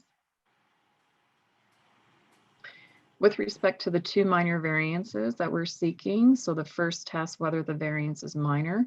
So the proposed minor variances are minor and they are in keeping with the character of the area, which is characterized by single, semi-detached, multi-unit dwellings. The variances sought do not result in undesirable or incompatible size or density of development. The reduction in lot area and lot width being requested do not impact the ability of the lands to support the desired residential land use and build form under the zoning bylaw. With respect to the second test, is the variance desirable for the appropriate development of land in question? Redeveloping the site to include two semi-detached dwelling units supports the official plan policies by providing for a diversity of housing choices. The proposed two-story semi-detached dwelling represents redevelopment that is compatible with the existing built form, scale, and massing of existing residential development in the area. Next slide, please. The third test, does the variance maintain the general intent and purpose of the zoning bylaw? The intended use of the lot and general form of the proposed semi-detached dwelling comply with the general intent and purpose of the zoning bylaw. The minor reductions in lot area and lot width do not affect the ability of the lot and the proposed semi-detached dwellings to comply with the other required provisions in the zoning bylaw. And finally, does the minor variance maintain the general intent and purpose of the official plan? Proposed development conforms to the official plan. The variance is being requested to complement the City of Ottawa's strategic directions and intent for the general urban area land use designation, notably the city's target for residential intensification. Next slide, please. I think that might be the last slide. Oh, yes, thank you. All right, thank you. Questions then from members of the committee? Anyone? Not seeing any questions. And I don't have any oh, Ms. Markovich. Hi, yes, I just had a quick question around sort of neighborhood consultation and sort of how you arrived at the decision to approach that with respect to this particular application. If you could sort of talk us through that decision.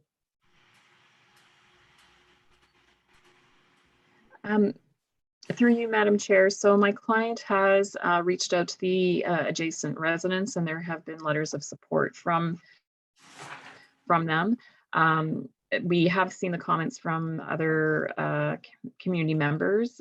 Some of them are not on the street and therefore not wouldn't be impacted by the proposed development. So I can't say that my client has reached out to the adjacent neighbors, and there have been letters of support from them that have been submitted to the Committee of Adjustment. All right, thank you. Any other questions for Ms. DeSanti? All right, Mr. Jadot, I saw that you wanted to speak. There's something did you want to add anything? Is my camera on? Am I late? So Yes. I just wanted to essentially confirm with her. My apologies. I've been staying quiet and now I have to talk, and now I cough. So yes, I did reach out to the adjacent neighbors, and on both properties, the owner-occupied neighbor did provide us with a letter of support in regards to the 2430 Clover Street development or project. And I would like to also indicate that I am also a resident of the Heron Park area as well. All right, thank you. No, if there's no other questions, I do have a number of people who are waiting to speak. So I'm going to open up the public portion of the hearing. I have Mr. Little, and I see you're with us. So hello. Hi, everyone. How are you? And you're representing the Heron Park Community Association? Yeah, that's right. Yes. All right. So please go ahead. The floor is yours. Great. So I'm here, part of the community association. Basically, two main goals. I'm here to explain why this proposal does not meet the 4 tests. And then I'm also here to invite the owner to build density or build a place to live on this lot in this zone in a neighborhood character that is a duplex or a triplex if you want to build a higher density lot. So the first test is whether the proposal meets the general intent or purpose of the official plan. And we think in Heron Park, the density is great for our city. And we think there are significant opportunities for densification in Heron Park. But it's not necessary to override the zoning and to build and the built context of the neighborhood to achieve an outcome that we're still waiting for in many parts of the neighborhood. The R3A zone, which I'll get to later, but it's not a low density area, and the zoning allows for and encourages in ways semi-detached duplexes, triplexes, and single detached homes. But Clover Street is not specifically an area specifically directed by the plan to be intensified. And the plan does say that intensification depends on the built context. And we don't believe that this proposal is in keeping with the built context, mostly due to the lot size being too small. Which brings me to point number 2 here, that we don't think it meets the general intent and purpose of the zoning bylaw, because the R3A zone allows for density and allows for a variety of residential buildings that maintain or enhance the residential area. And they still provide sufficient green space surrounding that building. So green space or amenity space for the residents of that building. Lots of other zones in the city would welcome this building without any necessary variances. We're not saying that it's a bad building, that it's a bad idea, but the character of this neighborhood is partially determined by the zoning, and that zoning is for specific sizes of buildings on specific sizes of lot, and we don't want this to go overboard and to build too much onto this one lot. So this would impact the trees on the lot. It would impact green space, which is an amenity for the people who live there. It's also good, environmentally for the neighbors. And then, of course, for stormwater management, stuff like that. We kind of heard from that oral presentation that it's an important characteristic of buildings and lots. And we think that it's obvious to us that the city of Ottawa views green space as very important. It's important for residents. We can see this in a lot of places. Of course, it's reflected in the zoning on the lot sizes, but also we're involved in the R4 review because we're part of the urban core of Ottawa, just a little portion of R4 in our neighborhood, but it matters. And the city's put in a lot of effort to make sure that green spaces are available for high density builds. So for the third point here, we don't think it's a variance desirable for the appropriate development or use of the land because the zoning allows for a duplex or a triplex on this lot, which we think is a better, more gentle density that would give residents ample space outdoors, which I think now we appreciate maybe more than ever with COVID-19.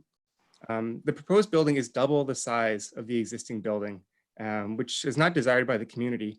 And I know we only talk about this, but there's a lot of concern in the neighborhood about 16-unit fourplex buildings, which are semi-detached. So there are separate lots, they're allowed, but 8 units on each side. So 4 in a semi-detached and then 4 in a separate dwelling unit times 2.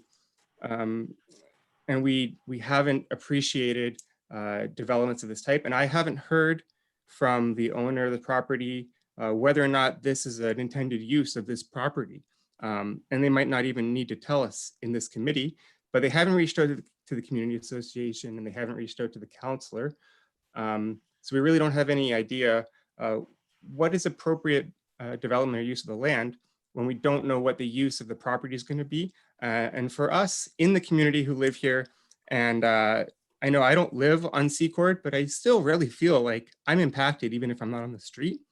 That we want to know what's going to be used at this property and if it's going to be a fourplex over 2 lots. So, a semi with a single detached with a dwelling underneath, but we want to know. And I want to bring up that Bank Street, which is a huge part of our neighborhood. It's zoned for very high density. I estimate, just based on the City of Ottawa maps, that the average height of every building along Bank Street in our part of the ward can increase 5 times from Riverside to Walkley. So if we were close to the max building height along Bank Street, we would need to look at being more efficient with our land use. But there's a ton of excess capacity just in our own neighborhood. There are two 16-story buildings going up that are pure rentals at Heron and Walkley. And that's just a small taste of what we could see in the future. And I don't think that we need to use this piece of land for excessive density that will have consequences for the residents and the neighbors when we have all this excess capacity along Bank Street and in other parts of the neighborhood. We have single detached homes that could be duplexes. You know, we have lots of space, and we should use it for the benefit of everyone, especially the people who live in the apartments and buildings. So that brings me to the fourth point, that the variance is minor. We don't think a 15% reduction in lot size is minor. I know the 15% as a number may not matter, but it does represent close to 40 meters on each lot. And that's quite a lot of space. About at least one tree is going to have to come down. And we saw it in maybe the second slide, I think. But there are about 4 there that I can count, and they might all come down. And that has that complicates air quality. And I mean, I'm not an arborist, but there are reasons why we have the tree bylaws. There's reasons why we want to maintain our canopy. Now, because we think that this very well could be a 16-unit fourplex, we think that makes the variance major, because at least those 16 units should benefit from a full-size lot. And there are lots of full-size semi-detached lots in our neighborhood. I counted over 60, just briefly looking over the maps. And so there's enough space. If someone wants to build that many units, they can do it. Of course, the city's put in lots of time into the R4 review to prevent these type of houses being built in an R3 neighborhood that doesn't really support it. And the R4 is trying to find a middle ground between, so that residents have an affordable place to live and that developers make enough money to make it worthwhile to build these things. I personally live in the R4 section of Heron Park, and I know that on my street I'm going to get some bigger buildings. And for my neighborhood, that makes sense. But that's not where this building is going to be built. This is an R3A zone. And I think we could get to a part where, you know, housing is fairly affordable in Heron Park, and it's pretty easy to buy something, tear it down, get it. I mean, it's your choice whether or not it's easy to get a variance, but it's relatively straightforward to go about building a lot of units. And, you know, should the city be involved in rezoning the whole neighborhood and doing that at a systematic level? Because one of the photos that was shown, maybe the 8th slide or so, I've been trying to take notes here, was on 1053 Secord. And the Committee of Adjustment disagreed with that proposal and disagreed with those variances.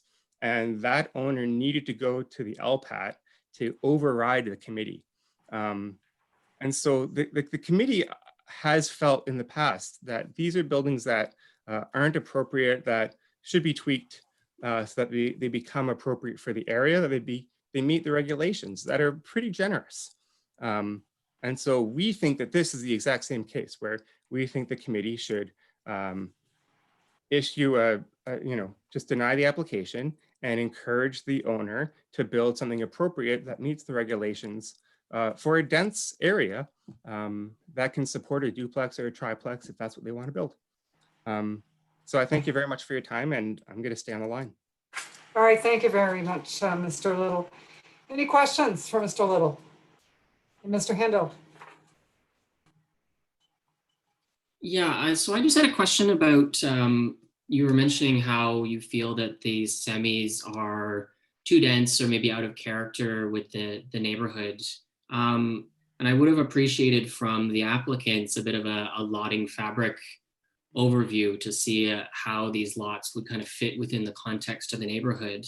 But in kind of my own scrolling around, and especially on Geo Ottawa, which is helpful for showing parcel dimensions in the neighborhood, I notice a lot of the existing semi-detached units that are in the neighborhood are on really the exact same size lot, a 50-foot lot. They just happen to not currently be severed so that the ownership for the semi-detached is all one rather than being separate between the two sides. Am I missing something, or is that kind of the case that that you see on the ground? Did you verify who your questions are directed towards?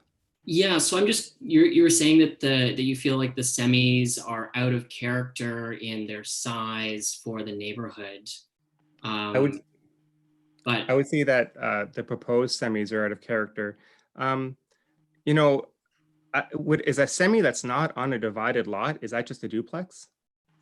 No, they're still semi-detached. They just happen to be, so duplex is it's top and bottom severance, and then semi-detached is side by side. But they need not necessarily be on different lots. They can often be owned by the same owner. Well, I guess that's out of my range because I assumed that all single lots, even if they're dual or triple occupancy, would be a duplex or a triplex, and not that the entranceway and the living space at grade would be the determining factor. But I'm not a realtor. This is new to me. Fair enough. That's our job. Yeah. I would say that the buildings in the immediate area, especially this is south of Heron, are more of those duplex type that would match. I guess why would the owner, Mr. Judah, wish to sever the lot if you could simply build a semi-detached without severing the lot to regulation? Yeah, so I think in this case, generally people like to sever the two halves so that they can own one side potentially and sell the other. Like for instance, I live in a semi-detached. I have the other half is owned by someone else, and I appreciate being able to own my little fiefdom. So yeah, so that's why I'm kind of curious, because it looks like other semi-detaches. I'm looking at, for instance, 2436 du Chasseur, which is a 50-foot lot with semi-detached buildings, maybe an older design, so the building itself might be a little bit smaller, but ultimately is a semi-detached on the same size lot that ultimately, according to the zoning, if it were to be severed, may not meet that requirement. But I'm curious why you think they're different. Oh, wow, okay. The regulations create a difference in terms of a duplex versus a semi-detached. When I think of semi-detached, I think of two separate lots with a same build. I live in a semi-detached. I have a firewall between myself and my neighbor, and we own our lots, just as you mentioned. So I don't know why a semi-detached wouldn't split the property. There would be one single property, but I do believe that in that area of Heron Park, a lot of those were originally built as duplexes. Now, I don't know how property works. If there's a duplex and someone sells the other portion of it, I really don't understand. This is a very new concept to me because I thought it was very clear cut that a single ownership of a lot indicated to me there was a duplex, and then severed is a semi. Anyway, traditionally, these are all, these larger buildings were duplexes. If you look a little north, and still in the R3A zone, but north of Heron, you'll see a lot of semi-detached where the lots are separately owned, potentially. They're just separate lots on Geo-Ottawa. And they are the sufficient size in the R3A zoning for a semi-detached in terms of the lot size and the setbacks.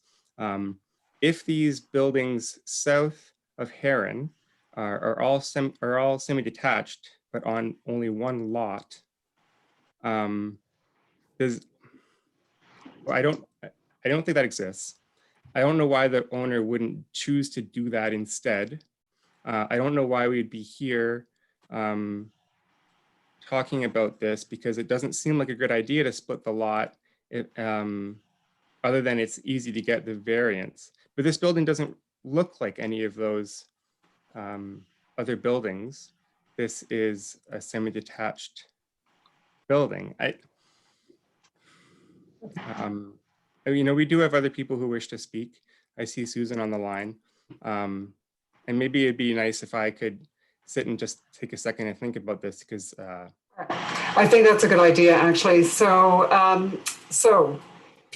given that, Ms. Carbone, Susan Carbone, I see that you're there. If you wouldn't mind putting your video on and unmuting.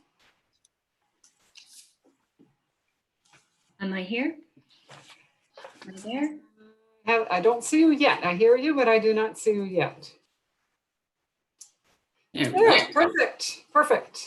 Okay, so you've heard, have you had an opportunity to hear all of Mr. Little's submissions? Yes, and I have a couple of things to add to support him, which are different than my remarks that I want to make.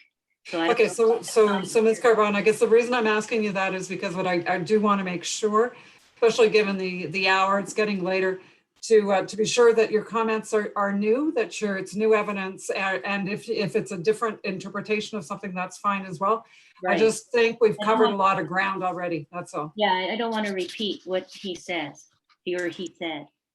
So so basically, what I made notes on were that I can't remember, sorry, your name is Mr. Hindle. Comments about the semi-detached situation. So to put a semi-detached building on this particular property, I think what Mike was trying to say was that you need the variances. And so without the variances, you have to put a smaller building on the lot. And what we're saying, and what Mike, I think, is trying to say, is that you need to have, if you approve the variances, then it's going to be a bigger building mass on an undersized lot. And that there is an opportunity for building with more intensity without providing that kind of density. The other thing I wanted to mention, just with respect to the presentation that they made, they mentioned the buildings on Secord. So the building on the right of the picture on Secord was half of a semi-detached, and that was built and approved prior to the bylaw, the interim control bylaw, and the new R4 multi-unit dwelling review that was approved by council in June, when I can't remember the date, but in June. And so the other one on the left, Mike had already indicated that the Committee of Adjustments approved it, and it had gone to, or sorry, rejected it, and then it was approved finally at LPAT. And what happened in that particular building was that, and what we objected to was that they were putting 2 semi-detached dwellings with 2 principal dwelling units, with 2 secondary dwelling units, and each of those units had 4 bedrooms in them. So in essence, the whole structure was going to have 16 bedrooms, and we felt that didn't, well, that, and you felt that too, in terms of the committee ruling that wasn't an appropriate use of that particular lot. So getting to my comments are that we don't know. I didn't see any information that was provided by the applicant with regard to how this building was going to be used. So when we not only object to the size of it and the particular meter adjustment and variances that they're asking, but we would be very hesitant to support this because in the past, we have seen this type of development turn into a 16-bedroom, what we call bunkhouse. And the developers are trying to use this to skirt the actual, the interim control bylaw, which is supported by the R4 multi-dwelling review. And in my analysis and an analysis of another neighbor, that review limits the number of bedrooms in a dwelling to 4, unless it's an oversized dwelling unit. And if it's an oversized dwelling unit, then that oversized dwelling unit has to be in a detached dwelling, not in a semi-detached. It also calculates the entire building in order to determine whether it's an oversized dwelling unit. And so both the principal and the secondary units are considered. So it makes sense that when you're looking at a semi-detached unit, you have to look at the whole building parcel in order to determine whether or not it meets the zoning bylaw, which is a minimum bedroom count of 4.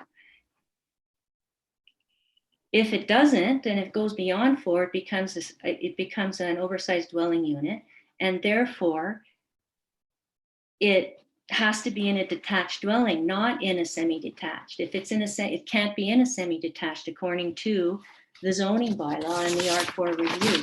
So I raise this argument because, like, I don't know if the committee received floor plans. We haven't seen floor plans. And we have past experience in our community with developers coming in, getting their variances, putting in the maximum number of bedrooms that they could possibly squeeze into a building, into a unit, and exploiting the fact that there's not this consideration of the entire unit or their entire building envelope as a functioning, how would I describe it? Like how that unit actually functions. And so that's when we get to the externalities of these buildings based on the approval of a few feet here and a few feet there, or a few meters here and a few meters there, turn into externalities where you can't control the garbage, you don't have a sufficient parking for 16 individual adults who live in these units. You have 16 people living in a lot area where there used to be 4, and it just causes all of that impacts the community and the neighbors, and we are living that in Heron Park. And so we put out an e-survey or an e-petition with respect to this application. And as part of my written submission, I added some of the results of that petition. So you have an idea that it's not just a couple of people in the neighborhood who are concerned about how these sort of the end use of these developments once the committee approves these minor, what are considered minor but become major in actual application. And so I would submit that without knowing the full picture, including the bedroom count, I would say that it would be, I'd submit that it's difficult for the committee to really understand and know what the end use of this building is and whether or not the end use is actually in alignment with the intent of the bylaw. So Ms. Carbone, I think what I'd like to do then is actually get some clarification from staff. So when staff does a review on an application, knowing that there's these kinds of potential pitfalls in the zoning bylaw, I guess from I'm speaking for the committee, is our hope is that we would get comments back from from staff that provide us with, if in fact that's the case. Now, we did not see that, at least not to my recollection. So I'm going to ask Mr. Hodgins. Mr. Hodgins, would you mind just quickly addressing this concern for us? Are we at risk of wading into another area of the bylaw that this wasn't intended for? Through you, Madam Chair, I don't believe so, given that at this time, I'm not sure if the interior floor plans of the buildings are a committee submission requirement. I would actually direct it to staff, committee staff, to know if that's something they could ask for. I will clarify and say that regardless of if it's severed or not, a semi-detached unit would require variances on this property. So in order for the lot width and area, regardless if it's severed, to build the 2, they will need the variances. With regards to the secondary dwelling unit and how many bedrooms that could permit, I believe it's section 133 of the bylaw would permit, I believe it's 4 units in each semi-detached, and 4 units, or sorry, not units, 4 bedrooms. And then I think I do believe 4 bedrooms would be permitted in the secondary dwelling unit as well. I'm sorry, I'm kind of, you kind of faded out there at the end. Can you just say that My again? apologies. Yes, just to clarify that 16 bedrooms would be the maximum permitted under the zoning bylaw if the semi-detached units were permitted. And that's because 4 units are permitted in the principal and up to 4 units are permitted in the secondary dwelling unit of each semi-detached unit. And so how does that relate to the whole notion of rooming houses then? So I guess this is, are we almost at the edge of that, or how's it teed up in the bylaw? Through you, Madam Chair, let me just pull up the definitions so I can get some clarity on that for you.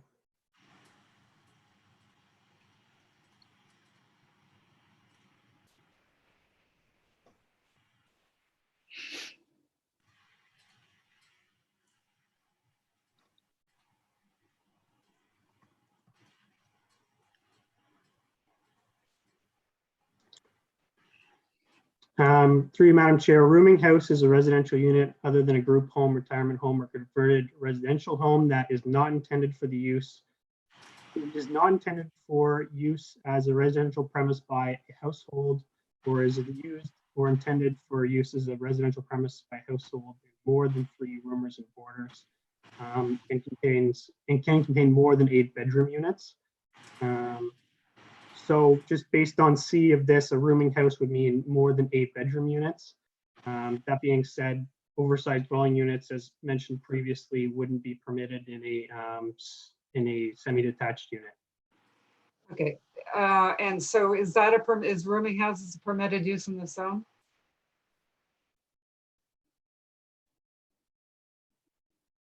I see your hands up, Mr. White. I'll get to you next.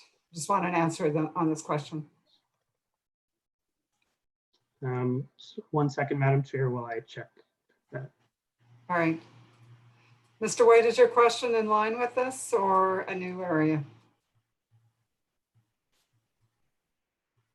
Yes, Madam Chair, concerning the number of dwelling units we're talking about here, I wonder if we could get from Ms. DeSanti an indication of the intent here. I mean, when I first look at an application like this one, I'm looking at a semi-detached dwelling or semi-detached building, which by definition in the zoning bylaw contains 2 attached principal dwelling units.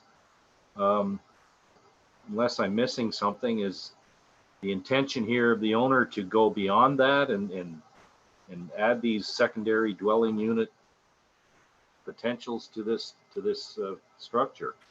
Maybe that. All right, so hold that thought. Hold that thought. I just want an answer from Mr. Hodgins, and then we'll get Ms. DeSanti to respond to you. Through you, Madam Chair, I believe a rooming house is permitted subject to certain criteria in the R3 zoning.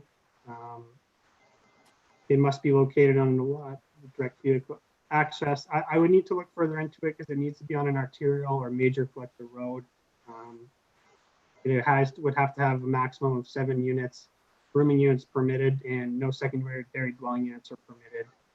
So I would need some more time to clarify if they would be permitted here. All right. I think I'm getting a sense of the answer, so that's all right. Thank you very much, Mr. Hodgins. All right, Ms. DeSanti, can you respond to Mr. White, please? Yes, with respect to the intent. Yes, through you, Madam Chair. And if I may add just the section 159 sub 2 in the zoning bylaw, rooming houses are only permitted if they have lot frontage on an arterial or collector road. And Carlson is, sorry, I'm getting my applications mixed up. We are at Clover. Thank you. Is not an arterial or a collector road, and therefore a rooming house would not be permitted. With respect to Mr. White's comment about the intended use, so the plans that were submitted as part of the application by my client indicate a semi-detached unit. A secondary dwelling unit is permitted under the zone and as of right under the Planning Act. My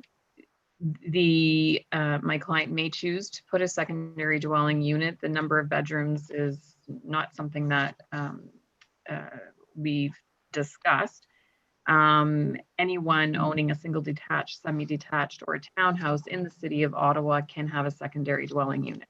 So, and if I may, Madam Chair, I also want to clarify something that was mentioned by Mr. Little.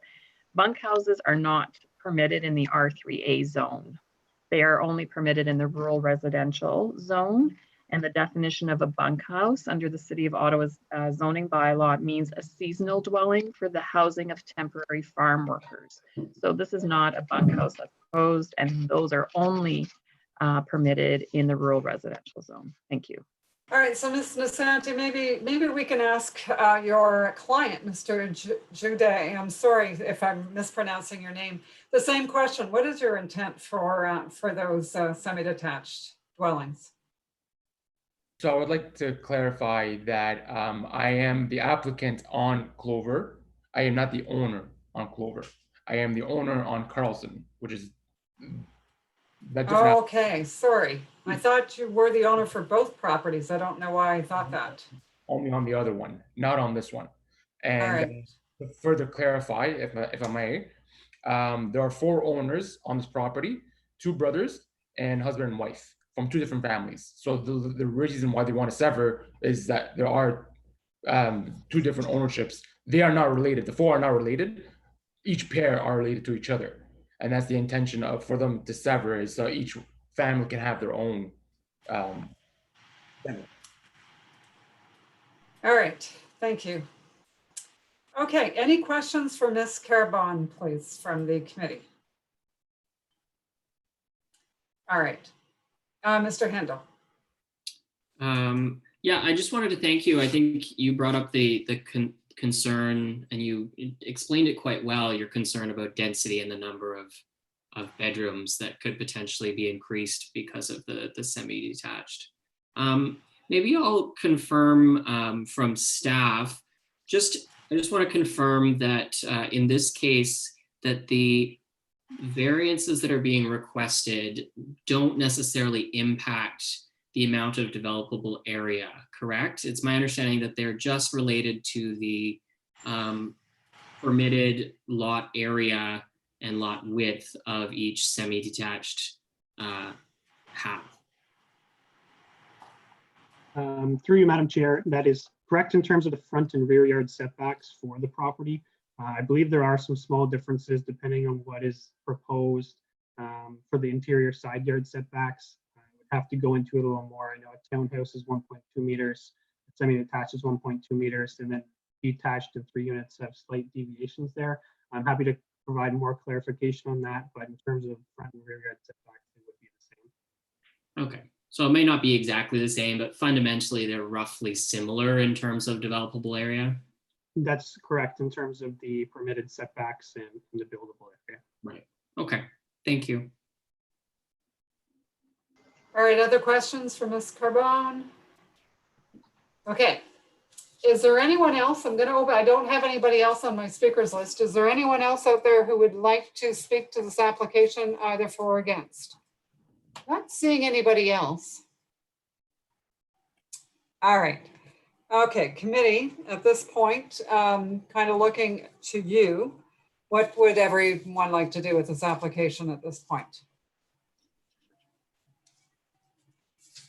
Thoughts? Do we want to reserve? Do we want to grant the application? Madam Yes, Chair, Mr. White. Yes. I'm prepared to support the application. All right, thank you, Mr. White. Anyone else? Ms. Willis? Yes, I too am prepared to support the application. All right, Mr. Hindle? Yeah, I think I am as well. All right, and Ms. Markovich? I was going to suggest I reserve my decision. I don't know if that's possible in this context now. We can reserve and we can discuss it for sure. That's all right. That's our prerogative.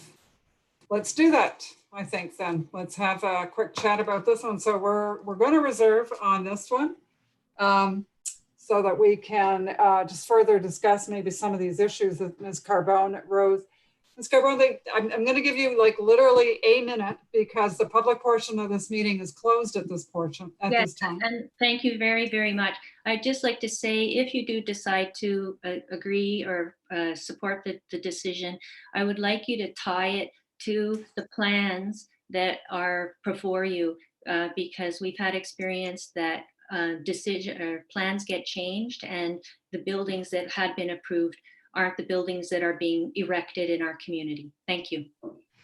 All right, so generally speaking, for something like lot width and lot area, I don't think we've done that. We do it occasionally, we don't do it. It's not as a matter of course, it's not the rule.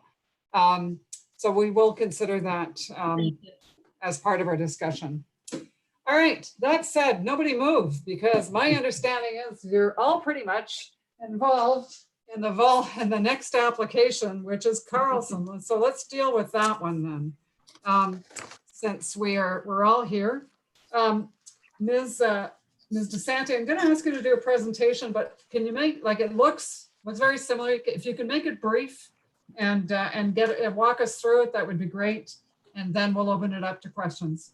Oh, and before we go too far, is it now, Mr. So here's the interesting thing. So in the previous application, Mr. Jadu, you actually were the one to swear but you're not the owner. So I'm trying to figure out now. So why was it that you actually took the swear or the oath the last time, and this time it makes sense because I think you're on there. But can you answer that for me? Yeah, absolutely. So on both applications, I am the applicant. So if you notice on Clover Street, you'll notice 4 different names. None of them are me.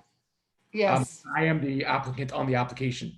Now on Clover, I am the applicant. Sorry, on Carlson, my apologies. On Carlson, I am the applicant and the owner. Okay, okay, all right. So on Clover, those are friends of yours. You're simply representing them. Is that it? Okay, all right. Okay. As long as we're sure that we had the right person speaking to the declaration the last time, that is my main concern. So on this application then, do you solemnly swear or affirm that the notice provided to you as part of the application process by the committee was posted on the property to which the application applies for the prescribed number of days before the hearing, and that it was clearly visible and legible during the entire time? Do you swear or affirm? I do swear and affirm. All right, thank you very much. Okay, Ms. DeSanti, the floor is yours. Thanks, Madam Chair. It is getting late, so it's all good. So thank you very much. Again, this application is only for 2 minor variances, so no consent. Next slide, please. It's the 2 variances, as I will quickly present, are for the same zoning regulations. So just one street to the east, the site that we're speaking of is outlined in white. Next slide, please. Again, proposed semi-detached. My client intends to own the full parcel. And again, the 2 variances requested are for minimum lot width to go from 9 meters to 7.62 meters, and for a reduction of minimum lot area from 270 square meters to 232 square meters. We did revise this plan, which is the one that you're seeing. There was a concern by the city planning department about 2 steps that were too close to the property line. So my client has revised the plans to remove those 2 steps. And there is a significant grade raise along the east side of Carlson. So the proposed plans are in keeping with the existing grades, and that will be, the grading plan will be, of course, addressed at the time of building permit. Next slide, please. You can skip this slide, it's just the table. Again, the adjacent properties, so this is 2415 Carlson Avenue. Again, the streets are very similar in terms of a mix of housing types. Next slide, please. There's the property, subject property to the left, and there's another semi-detached to the right on this picture. So again, with the steps going up and the garages underneath the units. Next slide, please. And across the street, there are some duplexes as well at 2422 and 2418 Carlson. Next slide, please. And again, you've seen this photo of examples of what is the proposed building type, that being a semi-detached. So next slide, please.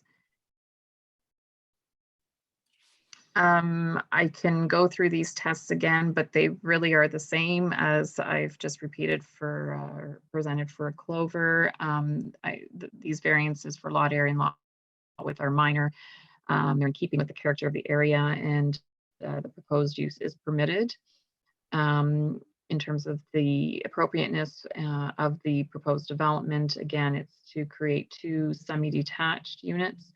And it is a permitted use in the official plans designation for general urban area.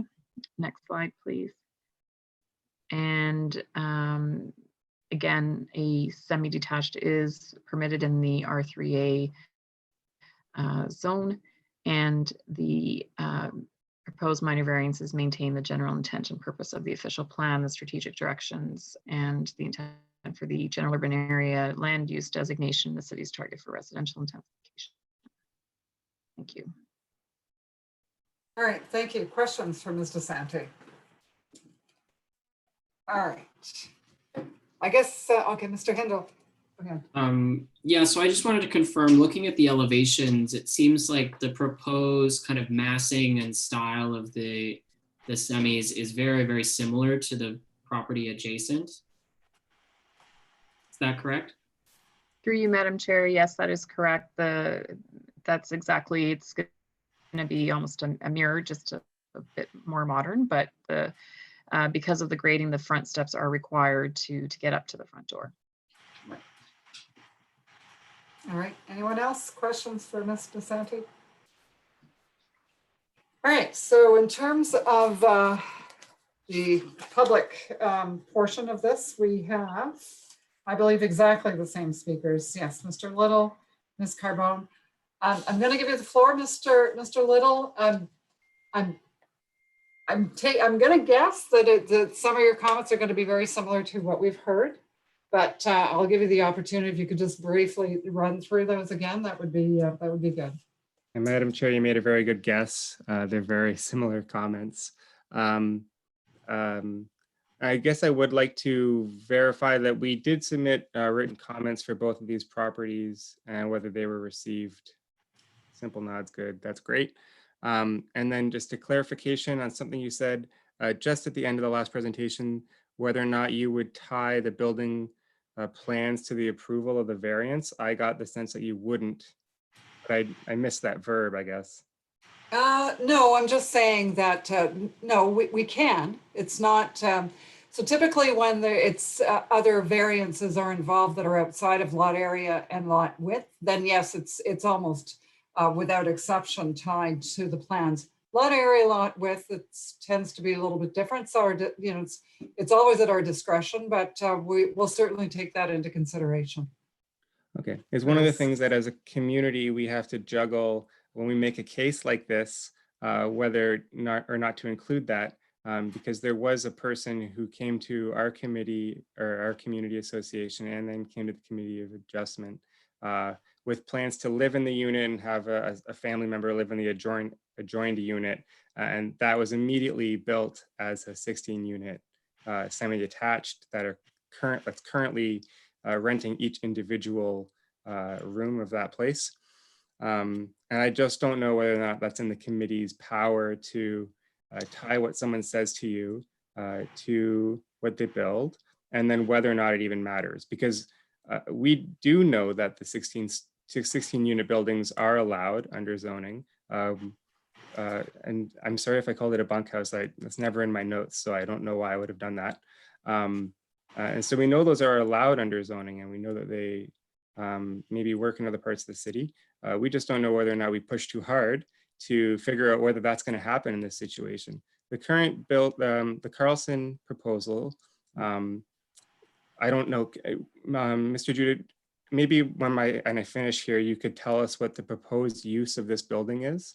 And then we can, make our own guesses as a community association. I know that when I see a side entrance to a building where the side setback is 1.2 meters, and that's a secondary entrance into the home, it doesn't scream living space for a family or, a normal semi-detached. There's no rear patio, there's no rear entrance or anything. So we just get our backup, and we worry that these are situations where we typically have been lied to, or the committee of adjustment has declined an application, and then later on it's maybe revised by LPAT or something else. So we've had bad experiences, and that's why we come here. We don't think that this as well is a proper use of the lot. We want to preserve green space for the people who live there, just like we said with Clover. I know there's a semi-detached right beside in the exact same lot.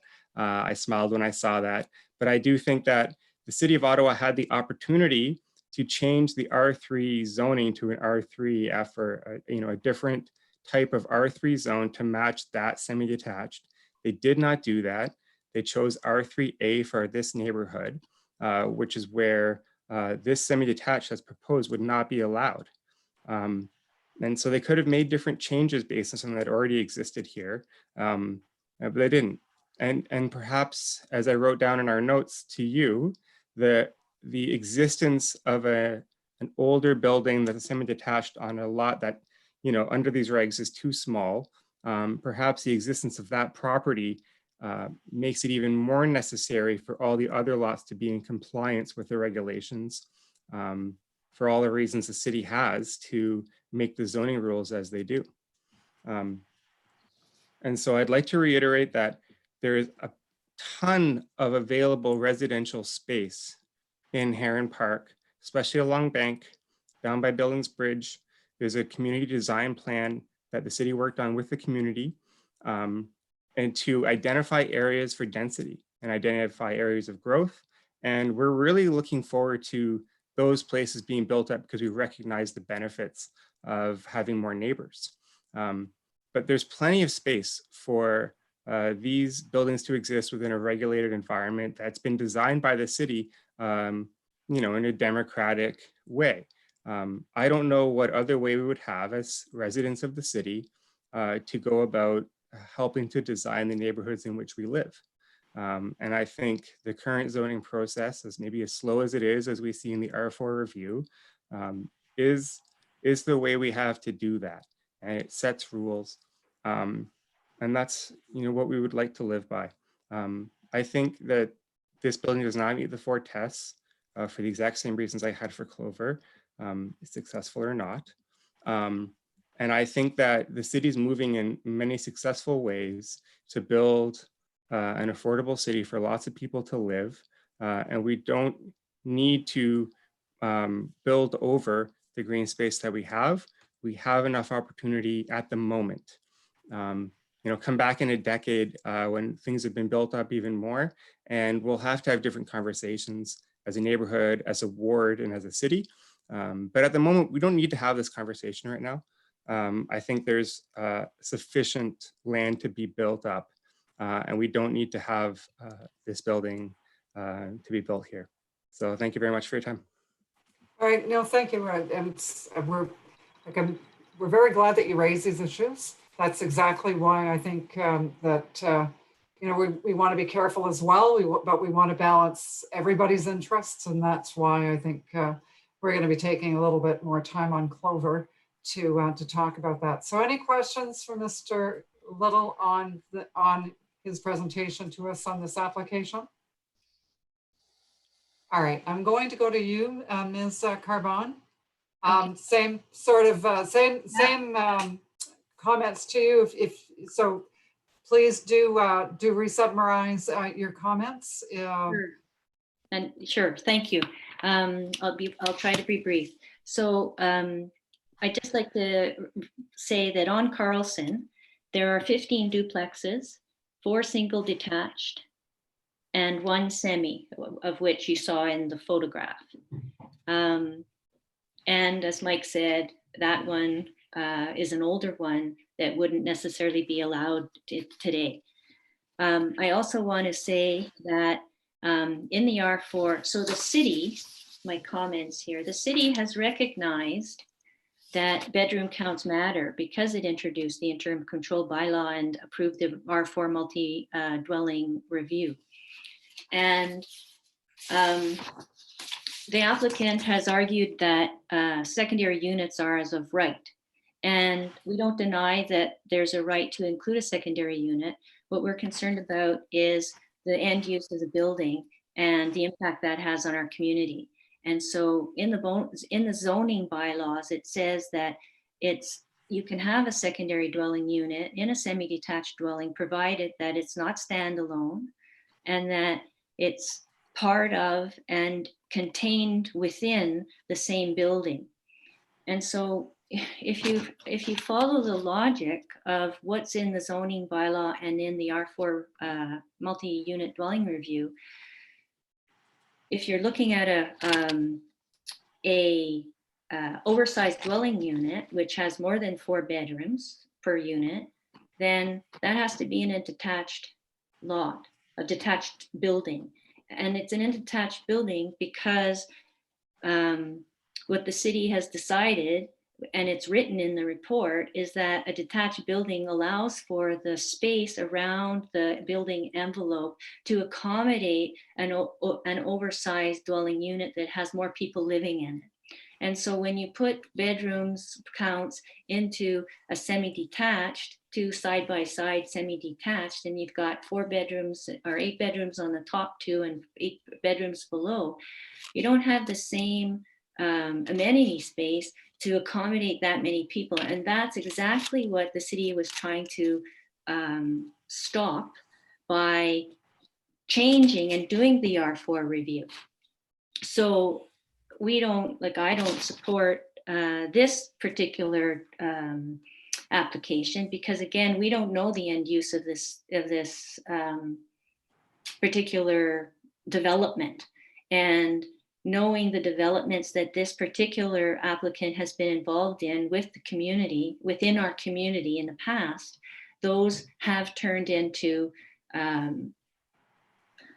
oversized, multi-bedroom, quote unquote, bunkhouses that house and are renting individually to individual people, even though it's not allowed, but the city can't really do anything about it because they can't go in and they can't prove without a reasonable doubt that it's not like a group of 4 people with one living together as a household unit, and that's the terminology that's used in the R4 review.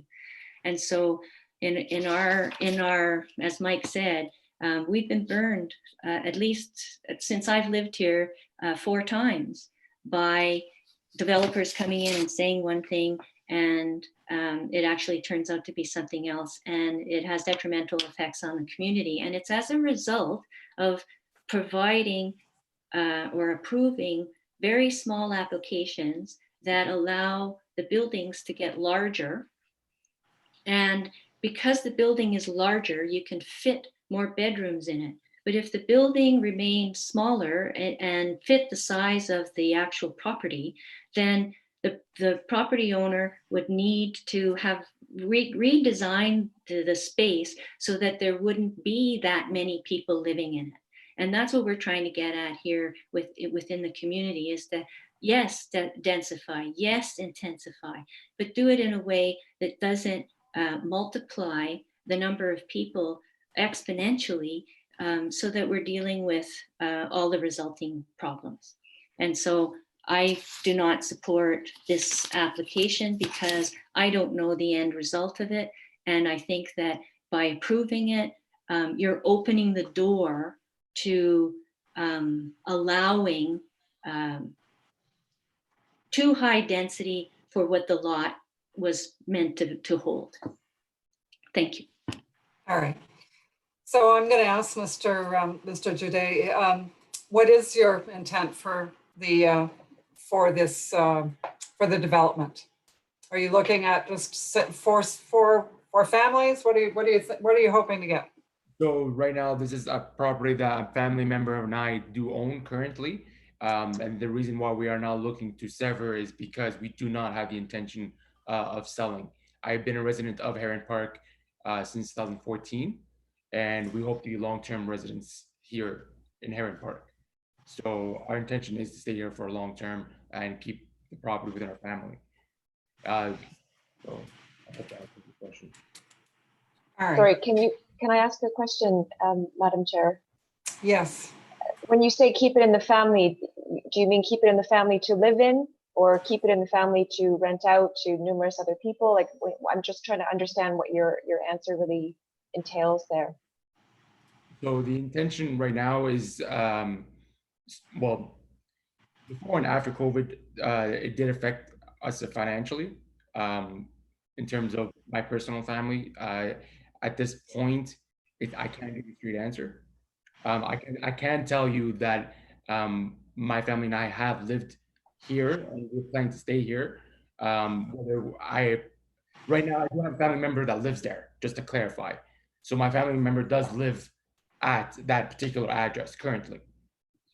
Okay, and but you yourself do not, just to I confirm? do not live in that. Okay, all right, thank you. And that family member that you have living in the unit, how long has that family member been there? Since we bought the property last year. Okay, all right. Any other questions from the committee? Mr. Hindle. Mr. Hindle, you're on mute. So I really take what the community has been talking about, and the sense I get is you're afraid of effectively becoming a Sandy Hill, or a very student-centric or very kind of busy space with some of the negative impacts that come from that. So I really take that to heart. I just had a question for Mr. Jude. I noticed after hearing some of the submissions, looking at the elevations, I think they're correct that there's no proposed direct access to the rear yard on either of the properties, which I do find a little bit odd. Is there a reason for that? There's no particular reason. We've been told that with minor variance applications, they're not necessarily tied, and there would be some room for change in terms of the plans. But if the committee does decide to tie them to the plans, then we would have to work with our current design, which, so to answer your question, there's no particular answer. Okay. We were told that there will be some flexibility for minor changes, but if you guys choose not to give us the flexibility, then we would have to live with that. We can, just to be very clear, we can change it. We can tie it to the plans. There's nothing to prohibit us from doing that. And in fact, I would tell you that, it is in cases where we're a little bit worried about the actual end result, where we would be considering that. So anyway, that'll be part of our discussions, I'm sure. Any other questions from the committee? Yeah, Ms. Willis? Actually, it's a question for staff, just to remind me, with the secondary units, in the case of this particular application, since there is no severance involved, how many secondary units would be permitted? Through you, Madam Chair, I do not believe it differentiates between whether the units are severed or not. It's strictly about the dwelling unit itself. So there will be 2 dwelling units, one on each side. So I think there would still be 2 secondary dwelling units permitted here, is my understanding. It's not per lot? I do not believe so. If you bear with me 1 second, I can see if I can get some clarification on that.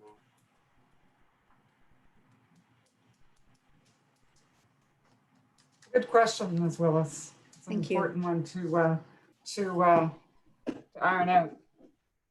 Through you, Madam Chair, Section 133 says that a secondary dwelling unit is permitted in any detached, linked, detached, semi-detached, or townhouse dwelling any zone where that dwelling is dwelling type is a permitted use. So I do believe that it is the building itself and not the lot. So the building itself would be it's detached because it's not, the whole thing is detached. It's a 2-unit detached building, right? So I think that only one, based on that interpretation, I'm no lawyer, Scott, help. It sounds to me like it would be only one permitted per detached unit because it's not semi-detached yet. I mean, it's not detached. It's not, it's all one ownership. Just reading down here further, sorry, through you, Madam Chair, a maximum of 1 secondary dwelling unit is permitted per principal dwelling unit in the case of a semi-detached. So I do believe that based on that, it's per unit regardless of if separate or not. Yeah, that would be my interpretation as well. You would have two semi-detached dwelling units, and so then you'd have one secondary unit permitted on each side. All right, thank you for that. Any other questions? Mr. White,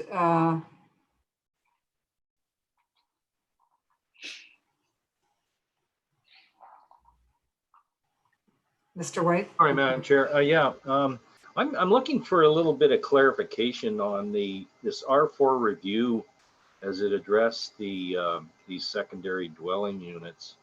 The Community Association's submission goes into some detail on item 2B on page 4 of their submission about the staff positions on these secondary dwelling units in that R4. I assume it's in the R4 zone only, to close the door on excessive bedroom buildings. And I'm wondering if it's the intention to extend that to this kind of situation, if there's going to be some kind of a reconsideration of secondary dwelling units for semi-detached in this type of situation. I mean, it's clear that, that's somewhat of a concern. I'm an old suburban planner who's not used to these secondary dwelling units and semi-detached dwellings. When you build a semi-detached, you build 2 units that are attached, and that's it. Clearly, that's not the situation right now. So I just wonder if Cameron could comment on if there's any move afoot to sort of mitigate the impact of secondary dwelling units in a situation like we're dealing with tonight. Through you, Madam Chair, I believe the R4 zoning review is still ongoing. At this time, I'm unaware of if there will be any changes to the secondary dwelling unit or R3 zoning provisions.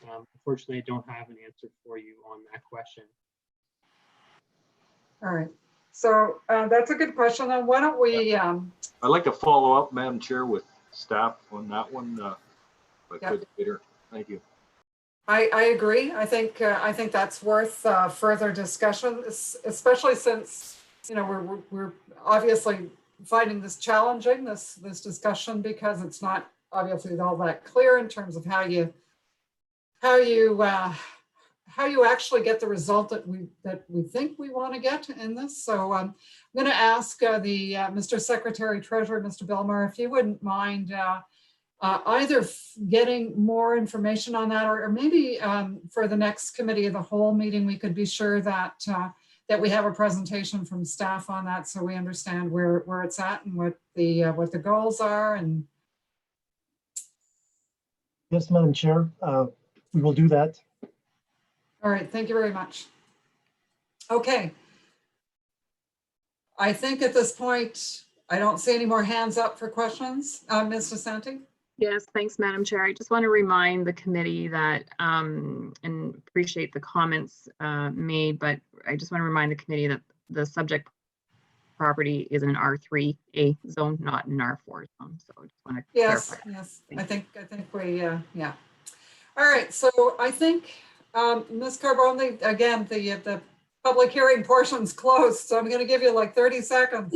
2 seconds. I just want to say that the R4 review does take in, it's a misnomer because the R4 review does take into consideration R1 to R4. So R3 fits into it. So when you do review the R4 and you have staff provide you with information, you will see that. All right, thank you very much for that clarification. You're welcome. All right, so committee, do I have your agreement that we're going to reserve on this one as well? I think they're so tied that I think we need to do that.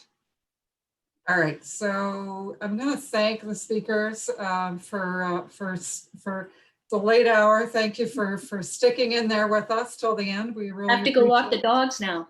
Okay, so great. We're reserving the decision.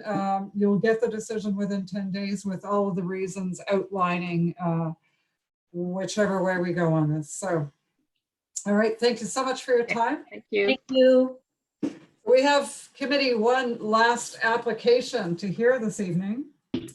It's on 2796 Quinn Road. So do we have Mr. Blakely? Yes, I think we do. Or Ms. Blakely, my apologies.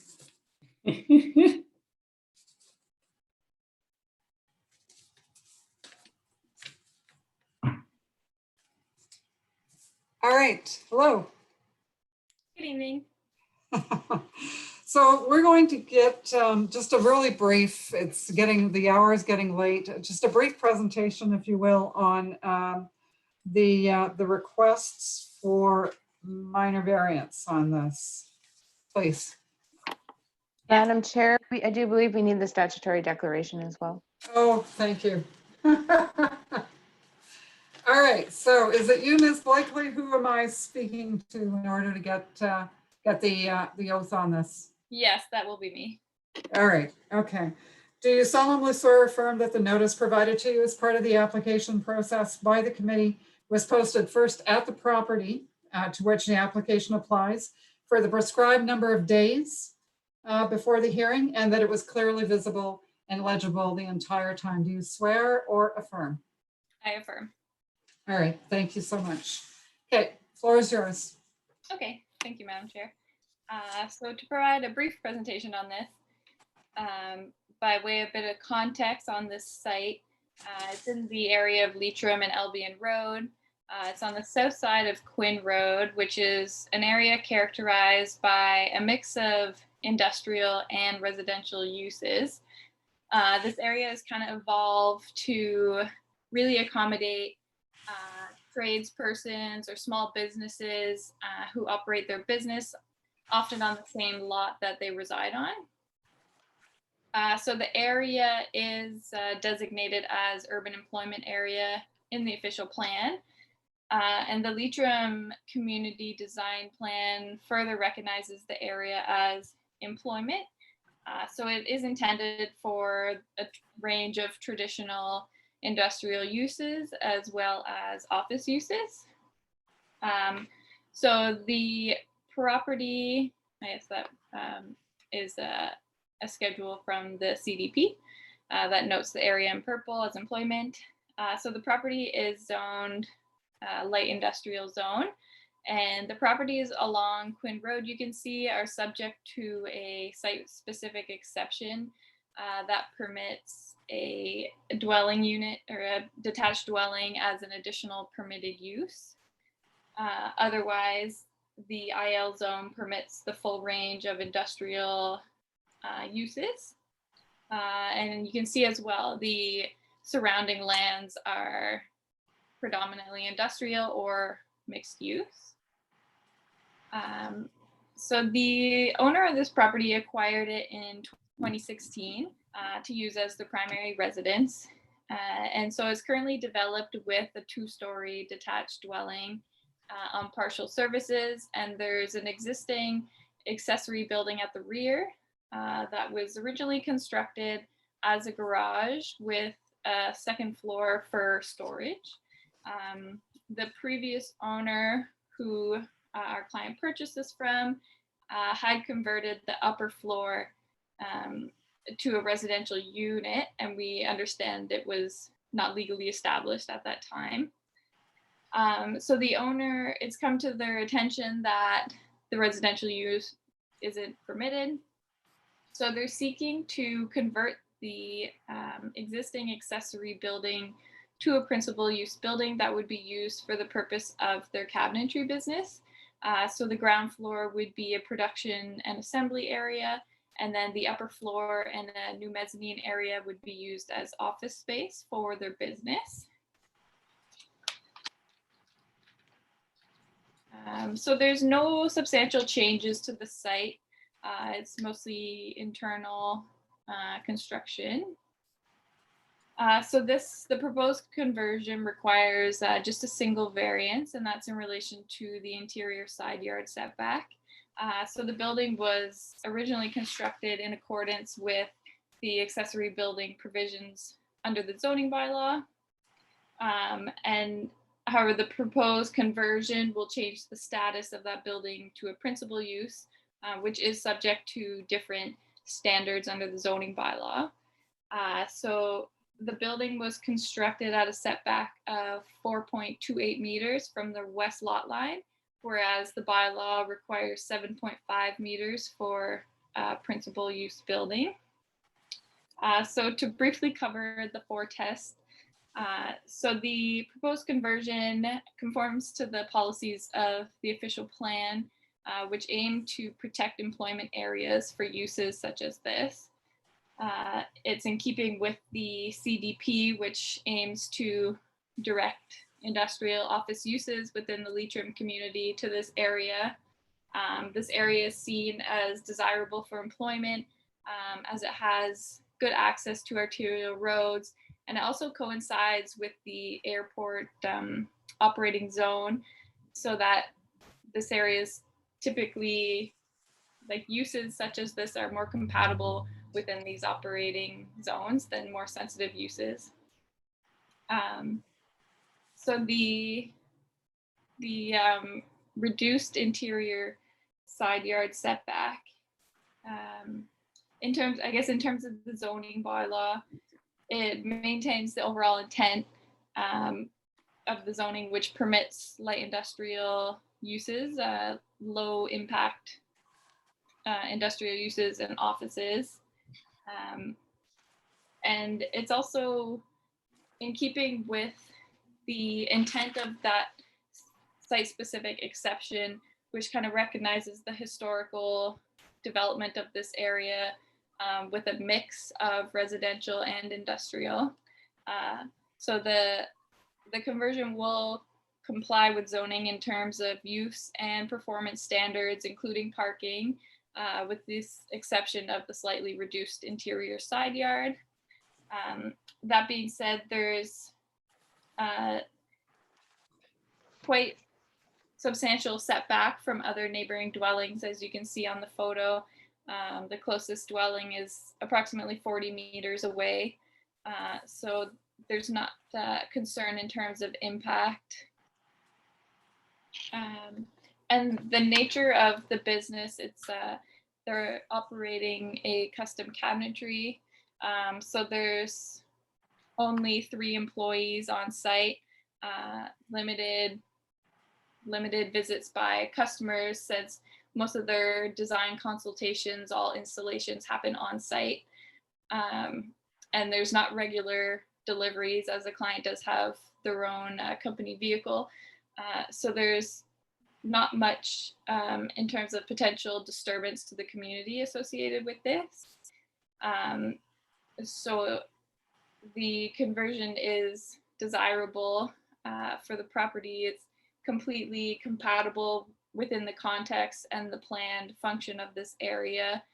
There is a number of properties along Quinn which are similarly developed with a residence as well as a small business operating. You can see there's a number of accessory buildings constructed on those lots where one might have a shop or a garage or office. So in our opinion, that the variance for the reduced side yard does meet the 4 tests under the Planning Act. All right, thank you, Ms. Blakely. Any questions from the committee? Ms. Willis. have a question for staff. It's just not abundantly clear to me what it is that triggers the need to change it from an accessory or a secondary use to a principal use, and the impact of if this variance happened to be turned down, then would that prevent the conversion of the use into the business that's being proposed? Mr. Hodgins? Through you, Madam Chair, if the variance was to be turned down, then I would assume that the building would not be able to be permitted to be used as a principal use, such as the office or the light industrial.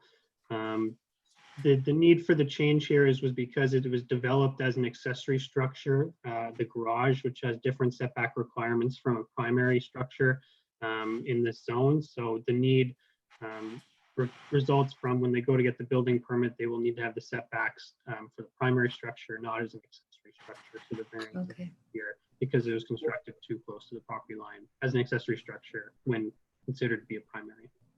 And so an accessory structure would be limited to a garage or a shed or something that's exactly secondary to the residential unit that exists on the property. Gotcha. Correct. Thank you. Other questions? Mr. Hindle. Yeah, I was just curious if the applicant had seen the comments from the Conservation Authority and if there's any kind of knowledge of that prior, or if there's just been steps taken to kind of deal with that. Yes, through you, Madam Chair. We had reviewed the initial comments provided by the Conservation Authority and had some further discussion. You may have seen the revised letter that was issued. So the Conservation Authority, they're satisfied that the capacity for the existing septic system will be reviewed as part of the building permit. So that process is actually ongoing as well.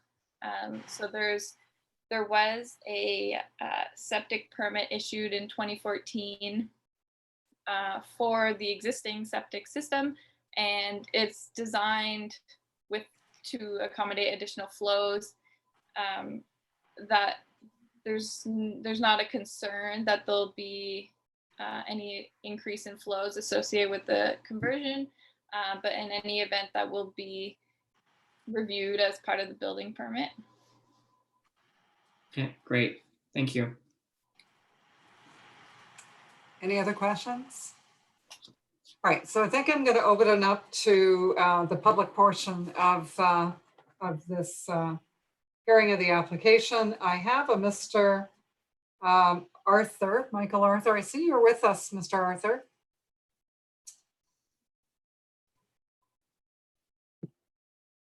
Hi, Madam Chair. Hi, Committee of Adjustment. How are you? We're well, thanks. So, so I'm going to give you the floor, and you can just please provide us with your comments. Okay, thank you, Madam Chair. Thank you, members of the committee, for the opportunity to speak before you in terms of bringing forward my concerns about the applicant's variance application. Just to give you some background about myself, I'm a married man. Myself and my wife are recently new neighbors or new homeowners of 2082 Quinn Road, which is it's adjacent left side of the property.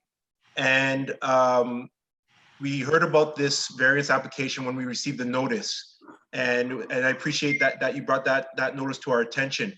Before we received the notice, I had on a couple of occasions I talked to one of the property owner. I think is a property owner. His name is Yasir. I talked to him just to get to know him, and then we had discussions about potentially sharing the cost of cutting a tree on our property line, right? And he brought to my attention that initially he was going to rent the accessory building, the rear property, as a residential unit. So I said, okay, that's fine, that's great. And then on another occasion, he brought to my attention that he's going to rent out the office space. And I was concerned about that. And then when I received the notice, then I said, okay, this confirms my suspicion of what's going on. Here are my following concerns, and I brought it forward to your attention in a note. My concern is that with this property, number one, based on the blueprints that I saw from your website, there's no evidence of a parking space. So I don't know where, myself and my wife, we don't know where the parking spaces will be situated on that property. Also, there's a potential of increased vehicle traffic in that area, because when you have office space, of course you have to accommodate your customers to come to your office to do business, right? So there's potential for increased traffic on that property alongside Quinn Road. That's my concern about that as well. Also, like, we don't know what's the intention of that office space. What's the intention of renting the office space? Who are you going to be your tenants in terms of the business? Will they bring additional, if you rent it to somebody, a business that brings, let's say, construction equipment, for instance, where's that construction equipment going to be located on the property, right? And we're concerned that there might be some environmental hazards, there might be some health concerns in terms of, especially when it comes to the construction of the conversion, where the materials are going to be placed. Are they going to become, probably they might encroach our property? Where's the equipment, the vehicles that are going to be used to do the construction and all that stuff? Where's that going to be situated? We're going to be concerned about noise. We're going to be concerned about like dust. I'm a highly allergic person to dust, to grass and all that stuff. So these are our concerns, because we want to live in a peaceful environment. The intent of us coming to this neighborhood, what attracted us to this neighborhood, was that it was a quiet place to live, and it's an established community. So these are our concerns that I'm bringing to your attention, because I'm not discouraging about the application. I want to make sure that the application respects and protects the environmental aspects of it, the health aspects of it, and the character of the neighborhood. And another concern that I mentioned was that I don't know what are the future plans of this conversion after it's done. Is there going to be another major project that will require minor variance, or probably a major variance that would probably have an impact on the neighboring properties?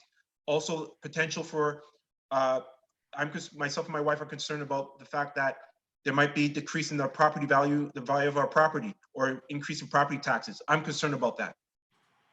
All right, thank you, Mr. Arthur. You raised a lot of good points. So I think Ms. Blakely, I hope you were taking notes. Mr. Arthur actually went through quite a few items. Can you respond to things like the parking, the who's going to use the office space? Yes, absolutely, Madam Chair. And if I could ask the coordinator, there's a few additional slides. I see you have them back up. That's good. So I guess to start off with the question on use of the space. So it is the owners that they reside at the dwelling and have their cabinetry business. It is their intent to use the converted building at the rear completely for the purpose of their business, so that the ground floor would be kind of their assembly area for cabinetry, and then the office use is primarily for their sales and administrative functions. So it's expected the owner currently employs 3 individuals who are occasionally on site. However, a lot of their work is out on site. So there may only be employees there a couple days a week. There is parking provided along the rear lot line, and that's in accordance with the zoning requirement and is ample for the 3 employees. And I mentioned briefly, there's not much expectation for customers to visit their shop, as most of the consultation work is done out at site. They're designing custom cabinetry, so they're often in the residential or the commercial building that they're working on. There's, if the coordinator could skip to the last slide. Actually, if you go one back. Okay, perfect. So you could see, I think that's it's an aerial photo. You could see there's the existing driveway, parking area. It's all paved. So there's not much works in terms of construction that's expected and site alterations. It's all internal just to fit up the space for the office primarily. The garages mostly will remain as an open kind of assembly area. So we don't really foresee any concern with respect to the construction. And in terms of the use itself, the nature of the business isn't much that it would be disturbing. The works are done in the building. There's no outdoor storage. They keep the overhead door shut just to control noise, and the building is soundproof and fire rated. So we don't foresee much concern there. And having visited the site, there is fencing and mature vegetation. We don't really see any reason that there would be encroachment or that sort of concern. In any event, there's other mechanisms in place and laws to address property law, and any industrial use, even low impact such as this, it is regulated by the Ministry of Environment, Conservation and Parks. So they would be regulating any odors, noise, any potential impacts associated with industrial use here or anywhere in the city.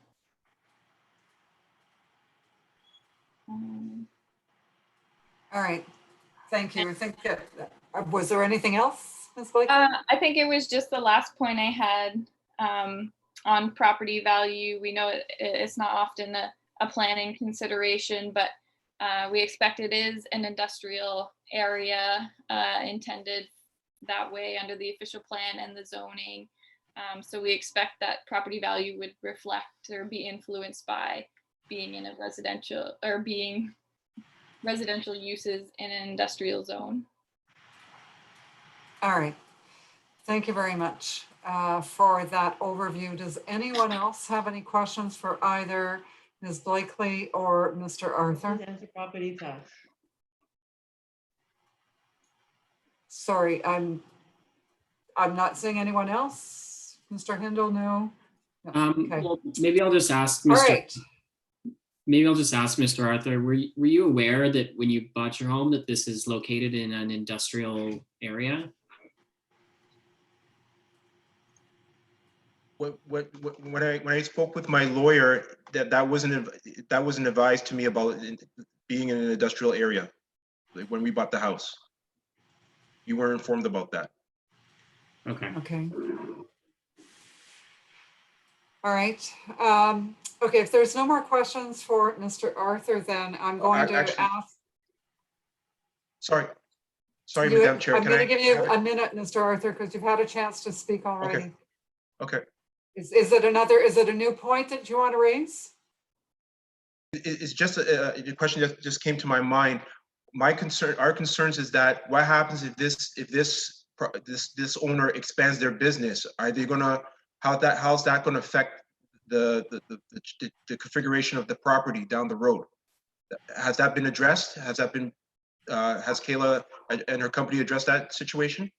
So that's not before us today, Mr. Arthur. If they do decide to expand the business, as far as what will concern this committee, as long as they're doing it within the confines of the zoning bylaw, then it won't be back before us. If, however, they propose to do something like that and there is more minor variances required, then they would be back to see us. So today, all we can deal with is the application that's before the committee. Okay. Thank you, Madam Chair. This is my first time doing this stuff, so I'm just brand new. So it's okay. That's okay. Don't worry about it. So we're here to help. All right. Is there anyone? Oh, Mr. White, please. Madam Chair, just a question. Being that this is an industrial, it's in an industrial zone and industrial uses are deemed to be appropriate. I'm just wondering if staff could comment on at what point in terms of the scope of development would a site plan approval be generated here?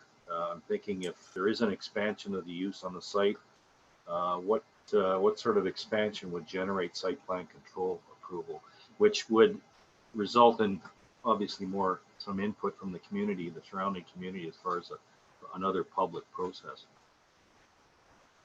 Through you, Madam Chair, the current proposal is right on the bubble, just under what would trigger site plan control. So if the proposal was to be larger, it would have triggered, I don't remember the exact square meters off the top of my head, but it was something we took a look at with the applicant. I'm not sure entirely if, just off the top of my head, if what size of an addition would trigger site plan control, but I would believe, depending on the size, it would likely be triggered given how close this is to the current limit. Thank you. Madam Chair,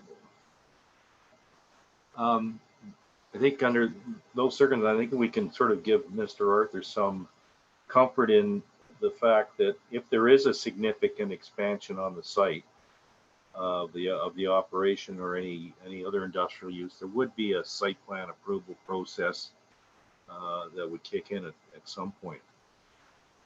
All right. Thank you, Mr. White. And it's a good point that at some, you can do some development at some point, though you trigger the development control bylaw criteria, and when you're into that, then you're into a new planning application. Which is a lot more, entails a lot more rigor than what we deal with. So that's good information. Thank you, Mr. White. Is there anyone else out there? I don't see any hands or anybody, just worth asking the question. Anyone else want to speak to this application, either for or against? Okay, not seeing any, so I'm going to close that public portion then for this application. Committee, I guess I'm looking for your direction. I'm sensing a granting of the application. Can I see hands on that? All right.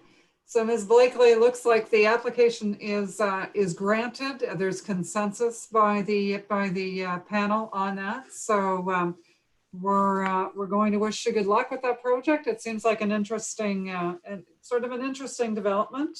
I don't think there's anything else, according to my report, that we need to talk about. So I think we're done. Great. Thank you very much, Madam Chair.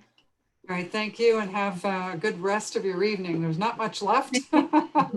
So on that, do I have a motion to adjourn the meeting? Mr. Handel, seconded by Mr. White. Thank you very much. That brings us to the end of our public hearing portion. We now go